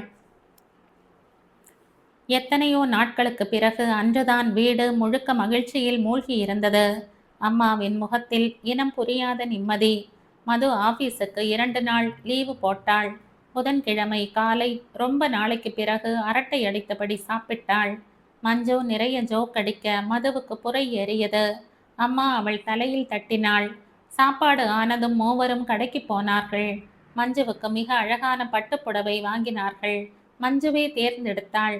பாலுவிற்கு உயர்தர வேஷ்டியும் ஷர்ட்டும் வாங்கினார்கள். மது தானும் ஒரு புடவை வாங்கி கொண்டாள். அம்மா வெள்ளி விளக்கும் சந்தன கிண்ணமும் குங்கும சிமிழும் வாங்கினாள். கடை தெருவில் பழ வகையராக்களும் நிறைய பூவும் வாங்கினார்கள். ஆட்டோ ஒன்று பிடித்து வீடு வந்தார்கள். வந்ததுமே அம்மா மாலை பலகாரங்கள் தயாரிக்க முனைந்து விட்டாள். மஞ்சுவும் மதுவும் சிரிப்பும் அரட்டையுமாக அம்மாவுக்கு உதவினார்கள். எப்பா, நம்ம வீட்டில் இப்படி ஒரு பேச்சும் சிரிப்பும் சந்தோஷமும் திரும்பி வருமானு ஆயிடுச்சு மஞ்சு. அம்மாவின் கண்கள் பளபளக்க மது அம்மாவை கட்டி கொண்டாள். இனி எப்பவும் சந்தோஷம்தாம்மா என்றாள். மைசூர் பாகும் திரட்டு பாலும் ரெடி ஆயிற்று. கடையில் இருந்த தரமான மிக்சர் வாங்கி வைத்திருக்கிறது. வந்தவுடன் சுட சுட ரவா கிச்சடி செய்ய அனைத்தும் ரெடியாக வைத்திருந்தது. ஃபில்டரில் டிகாக்ஷன் இறங்கி கொண்டிருந்தது. டைம் ஆடு போகுது மது, 2 பேரும் முகம் கை கால் கழுவிக்கிட்டு புது புடவையை உடுத்திக்கங்க அம்மா சொல்ல மது மணியை பார்த்தாள். இன்னைக்கு நான் தான் உனக்கு ட்ரெஸ் பண்ணிவிட போகிறேன் மஞ்சு. அப்படின்னா உனக்கு நான் பண்ணுவேன். அப்புறம் நாம் 2 பேரும் சேர்ந்து அம்மாவுக்கு பண்ணுவோம், சரியா? ஆமாம், எனக்கு என்னடி, அம்மா சிரித்தாள். மது புது புடவையை எடுத்து மஞ்சுவிடம் நீட்ட மஞ்சுளா மறுத்தாள். நான் இப்போ கட்ட மாட்டேன். பின்ன எதுக்கு வாங்கியிருக்கு? நிச்சயதார்த்தம் முடிஞ்சதும் கட்டிப்போம், இப்போ வேணாம். அவங்க வேற புடவை வாங்கிட்டு வருவாங்க மஞ்சுக்கா. போமது, எனக்கு சிம்பிளாக ஒரு புடவை கட்டிக்கத்தான் தோணுது. எனக்கு உன் புடவை ரொம்ப பிடிச்சிருக்கு, அதை எனக்கு கொடு. நீ வேணா பட்டு கட்டிக்க. அது சரி, எனக்கா கல்யாணம்? ஏன் இதை கட்டிக்கிற வேலை கல்யாணம் வரக்கூடாதா? பாலு சார் என்ன சொன்னார் தெரியுமா? உங்கள் கல்யாணத்துக்கு பிறகு முதல்ல ஒரு ஆளை பார்த்து கட்டி வச்சு என்னையும் விரட்ட போறாராம். இப்படி ஒரு மாப்பிள்ளை கிடைக்க இந்த வீடு பாகியம் செய்திருக்கணும், அம்மா நெகிழ்ந்தாள். கடைசியில் புது பட்டை யாரும் கட்டவில்லை. தீபாவளிக்கு வாங்கிய பட்டு புடவையை மஞ்சு கட்டிக்கொள்ள மது புது புடவையை கட்டி கொண்டாள். ஈரத் துணியில் சுற்றி வைத்திருந்த ஜாதி மல்லி நன்கு மலர்ந்திருந்தது. வாசனை வீடு முழுக்க பரவியது. மது சாமிக்கு கொஞ்சம் போட்டுவிட்டு அக்காவின் தலை நிறைய பூ வைக்க மஞ்சு தங்கையின் தலையில் மீதி பூவை வைத்தாள். தன் பீரோ திறந்து மதுவுக்கு தன் நகைகளை எடுத்து போட்டாள். சு, எனக்கா இப்ப நிச்சயதார்த்தம், நீ போட்டுக்க. ஏண்டி, அக்கா கல்யாணத்துக்கு நீ நகை போடக்கூடாதுன்னு யார் சொன்னாங்க? மஞ்ச சொல்ல அம்மாவும் ஆமோதித்தாள். இருவரில் யார் பெண் என்பது தெரியாதவாறு இருவரும் ஒருவரை ஒருவர் அலங்கரித்து கொண்டதை பார்க்க அம்மாவுக்கு சந்தோஷமாயிருந்தது. அம்மாவையும் நல்ல புடவை கட்ட வைத்தார்கள். மஞ்சு டேப் ரெக்கார்டரில் நாதஸ்வர இசையை ஒலிக்க விட்டாள். சரியாக 5 மணிக்கு அவர்கள் வந்தார்கள். பாலுவும் அவன் மாமா மாமியும். வீடு பரபரப்பாயிற்று. மது அவர்களை வரவேற்று அமர செய்தாள். அம்மா போர்த்தின தலைப்போடு அடுக்களை வாசலில் நின்றாள். நீங்களும் உட்காருங்கம்மா, இது அந்த காலம் இல்லை, அனாவசிய மரியாதை வேண்டாம், பாலுவின் மாமா சொல்ல அம்மா கூச்சத்தோடு மறுத்து விட்டாள். பாலு எல்லாம் சொன்னான். எனக்கு 2 பொண்ணு தான். பாலுதான் எங்களுக்கு பிள்ளை மாதிரி. அவன் விருப்பம்தான் எங்க விருப்பமும். பெண்ணை வர சொல்லுங்க, நல்ல நேரம் போறதுக்குள்ள தட்டை கையில கொடுத்துடுறோம். மது ஓடிப்போய் அக்காவை அழைத்து வந்தாள். மஞ்சு கை கூப்பி வணங்கினாள். உட்காருமா, உன்னை பத்தி எல்லா விவரமும் பாலு சொன்னான். மஞ்சு நிமிர்ந்து பார்த்தாள். எல்லாம்னா என்ன சொன்னார்? எல்லாம்னா எல்லாம் தாமா, என்கிட்ட எதையும் மறைக்கல. தப்பு செய்யறது மனித சுபாவம் தாயி. இதே என் பொண்ணு செஞ்சிருந்தா அவளை அப்படியேவா விட்டுருவேன்? நடந்ததை மறந்துடுன்னு புத்தி சொல்லி வேற ஒரு நல்ல ஆளை பார்த்து எல்லா உண்மையையும் சொல்லி கட்டி வைக்கத்தான் பார்ப்பேன். இதெல்லாம் இப்போ எதுக்கு சார்? அப்படி இல்லைம்மா, கல்யாணம்னு நடந்தப்புறம் நீ யாரை பார்த்தும் அனாவசியமாக பயப்பட தேவையில்லை. குத்த உணர்ச்சியோடையும் இருக்க வேண்டாம்னு சொல்ல வந்தேன். ஏற்கனவே எங்கள் வீட்டில் ஒரு பொண்ணு பட்ட அவஸ்தையெல்லாம் போதும். பாலு இப்படின்னு விஷயம் சொன்னப்போ உண்மையிலேயே நாங்கள் ரொம்ப சந்தோஷப்பட்டோம் மஞ்சு. நீயும் பழசையெல்லாம் மறந்துட்டு வாழணும். புது வெள்ளம் பழசை அடிச்சுக்கிட்டு போயிடணும். இதெல்லாம் இப்போ எதுக்கு சொல்கிறீங்க? ஏமா, நாங்கள் சொன்னதில் ஒன்றும் தப்பில்லையே. தப்பில்லைங்க, ஆனால் அதுக்கு அவசியம் இல்லைன்னு சொல்ல வரேன். மஞ்சு சொன்னது அவர்களுக்கு புரியவில்லை. பாலு சாரை கட்டிக்க போறது நானா இருந்தா நீங்க சொல்றதெல்லாம் சரிதான். ஆனா இவரை கட்டிக்க போறது நான் இல்ல, மதுதான். வீடு ஸ்தம்பித்தது. மது சிலையாய் நின்று விட்டாள். அக்கா, என்ன இது? உனக்கு என்ன பைத்தியமா? இல்ல மது, பைத்தியம் பிடிச்சிருந்தது. இப்பதான் சரியாச்சு. பாலு சார்தான் சரி செய்தார். அதிர்ச்சியில ஸ்தம்பித்து போயிருந்த என்னை இயல்புக்கு கொண்டு வந்துட்டார். இனிமே என் ஓட்டம் நிக்காது. இனிமே எனக்கு எதுவும் ஆகாது. மறுபடியும் பழையபடி உத்தியோகம் பார்க்குற மனதிடம் எனக்கு வந்துடுச்சு. பாலு சார்கிட்ட இப்ப நான் கேட்க விரும்புறது, அவர் வாழ்க்கையில ஒரு இடம் இல்ல, அவர் ஆபீஸ்ல ஒரு இடம். நீ என்ன சொல்ற மஞ்சு? பாலு அவளை உற்று பார்த்தபடி கேட்டான். நீங்க ரொம்ப உயர்ந்தவர் பாலு சார். ஆனா நான் நான் எந்த விதத்திலும் உங்களுக்கு பொருந்தி வரமாட்டேன். எனக்கு ஏற்பட்டது விபத்தில்ல, நானே தேடிக்கிட்ட சீரழிவு. நான் ஜாக்கிரதையா இருந்திருந்தா எவனும் என்னை ஏமாத்தி இருக்க முடியாது. பெத்த தகப்பனை மதிக்கல, தாயை மதிக்கல. 4 காசு பார்க்க ஆரம்பிச்சதும் அப்பா பட்ட கஷ்டமெல்லாம் எனக்கு மறந்து போச்சு. அவரை அலட்சியப்படுத்தி வேதனைப்பட வச்சேன். நான் என் சுகம்னு சுயநலமையா ஆனவ நான். கற்பனை சுகத்திலேயே மிதந்தவ. கனவு நாயகனை கைப்பிடிக்கிறதே என் லட்சியம்னு தப்பு கணக்கு போட்டுட்டேன். அப்பா பார்த்த நல்ல வரனை தூக்கி எறிஞ்சேன். தலை கனம் பிடிச்சு அலைஞ்சேன். தப்பான ஆளை காதலிச்சேன். என் கட்டுப்பாட்டை இழந்து எல்லை மீறினேன். இப்போ ஏமாந்து நிற்கிறேன். இத எல்லாமே ஏன் தப்பு தான். இந்த தப்புக்கு தண்டனை வேணும்னு நான் நினைக்கிறேன். என்னை கல்யாணம் செய்துக்கிறேன்னு சொன்னது உங்க நல்ல மனசை காட்டுது. இப்படி ஒருத்தரை கட்டிக்க போறவ சந்தேகம் இல்லாம கொடுத்து வச்சவதான். ஆனா அதுக்கான தகுதி எனக்கு துளியும் இல்லை. அதே நேரம் இந்த வீட்டுக்கு உங்களை விட நல்ல மாப்பிள்ளை கிடைக்கவும் முடியாது. அந்த வகையில உங்களை இழக்கவும் நான் விரும்பல. நீங்க மதுவை கட்டிக்கிட்டா நான் இன்னும் அதிக சந்தோஷப்படுவேன். எனக்கு கடைசி வரை ஒரு மாரல் சப்போர்ட்டா நீங்க இருக்கணும்னு நான் விரும்புறேன். நான் இழந்த தன்னம்பிக்கையை எனக்கு மீட்டு கொடுத்தவர் நீங்க தான். எனக்கு புது வாழ்வும் உயிரும் கொடுத்திருக்கீங்க. அந்த வகையில நீங்க சாதாரண மனிதர் இல்ல பாலு. எனக்கு தெய்வம் மாதிரி. தெய்வத்தை கட்டிக்க முடியாது, பூஜிக்கத்தான் முடியும். கட்டிக்கிற தகுதியும் பரிசுத்தமும் எனக்கு இல்லவும் இல்லை. எப்படி பார்த்தாலும் மதுதான் உங்களுக்கு பொருத்தமானவ. தயவு செய்து தட்டை அவகிட்ட கொடுங்க. எனக்கு அவளோட வேலை மட்டும் கொடுங்க. அப்பாவை தான் கோட்டை விட்டுட்ட. அட்லீஸ்ட் அம்மாவையாவது கடைசி வரை சந்தோஷமா வச்சுக்க வேண்டியது என்னோட கடமை. இனிமே உயர உயரத்தான் பறப்பேன். நிச்சயம் தாழ்ந்து போக மாட்டேன். கல்யாணம் தான் வாழ்க்கைன்னு நான் நினைச்ச காலம் போயிடுச்சு. என் இழப்பை நான் வேற விதத்துல சரி செய்யணும்னா சமூகத்துல என் திறமையை வச்சு நான் உயர்ந்த இடத்துக்கு வரணும். அதுதான் உண்மையான வெற்றியாக எனக்கு அமையும். அந்த வெற்றி எனக்கு கிடைக்க நீங்க ஒரு நல்ல நண்பரா இருந்து எனக்கு ஊக்கமும் தைரியமும் கொடுக்கணும்னு விரும்புறேன். மஞ்சு சொல்லி முடிக்க வீடு பிரமித்தது. பாலு அவள் உணர்வுகளை மதிக்க விரும்பினான். மாமாவிடம் கண்களால் பேசினான். மஞ்சு மதுவை இழுத்து வந்து பாலுவின் அருகில் நிறுத்தினாள். மாமா பட்டுப்புடவையும் பழங்களும் வைத்த நிச்சய தாம்பூல தட்டை மதுவிடம் நீட்ட மது கை நடுங்க பெற்று கொண்டாள். மஞ்சு சந்தோஷத்தோடு பாலுவின் கரம் பற்றி குலுக்கினாள். நன்றி பாலு சார் என்றவள் விழிகளில் மகிழ்ச்சியும் சேர்ந்து ஜொலித்தது.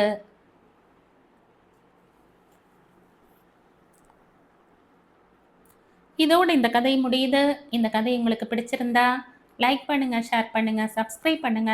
மற்றும் ஒரு இன்ட்ரெஸ்டிங்கான கதையோட அடுத்த வீடியோவில் சந்திப்போம். பாய். தேங்க்யூ.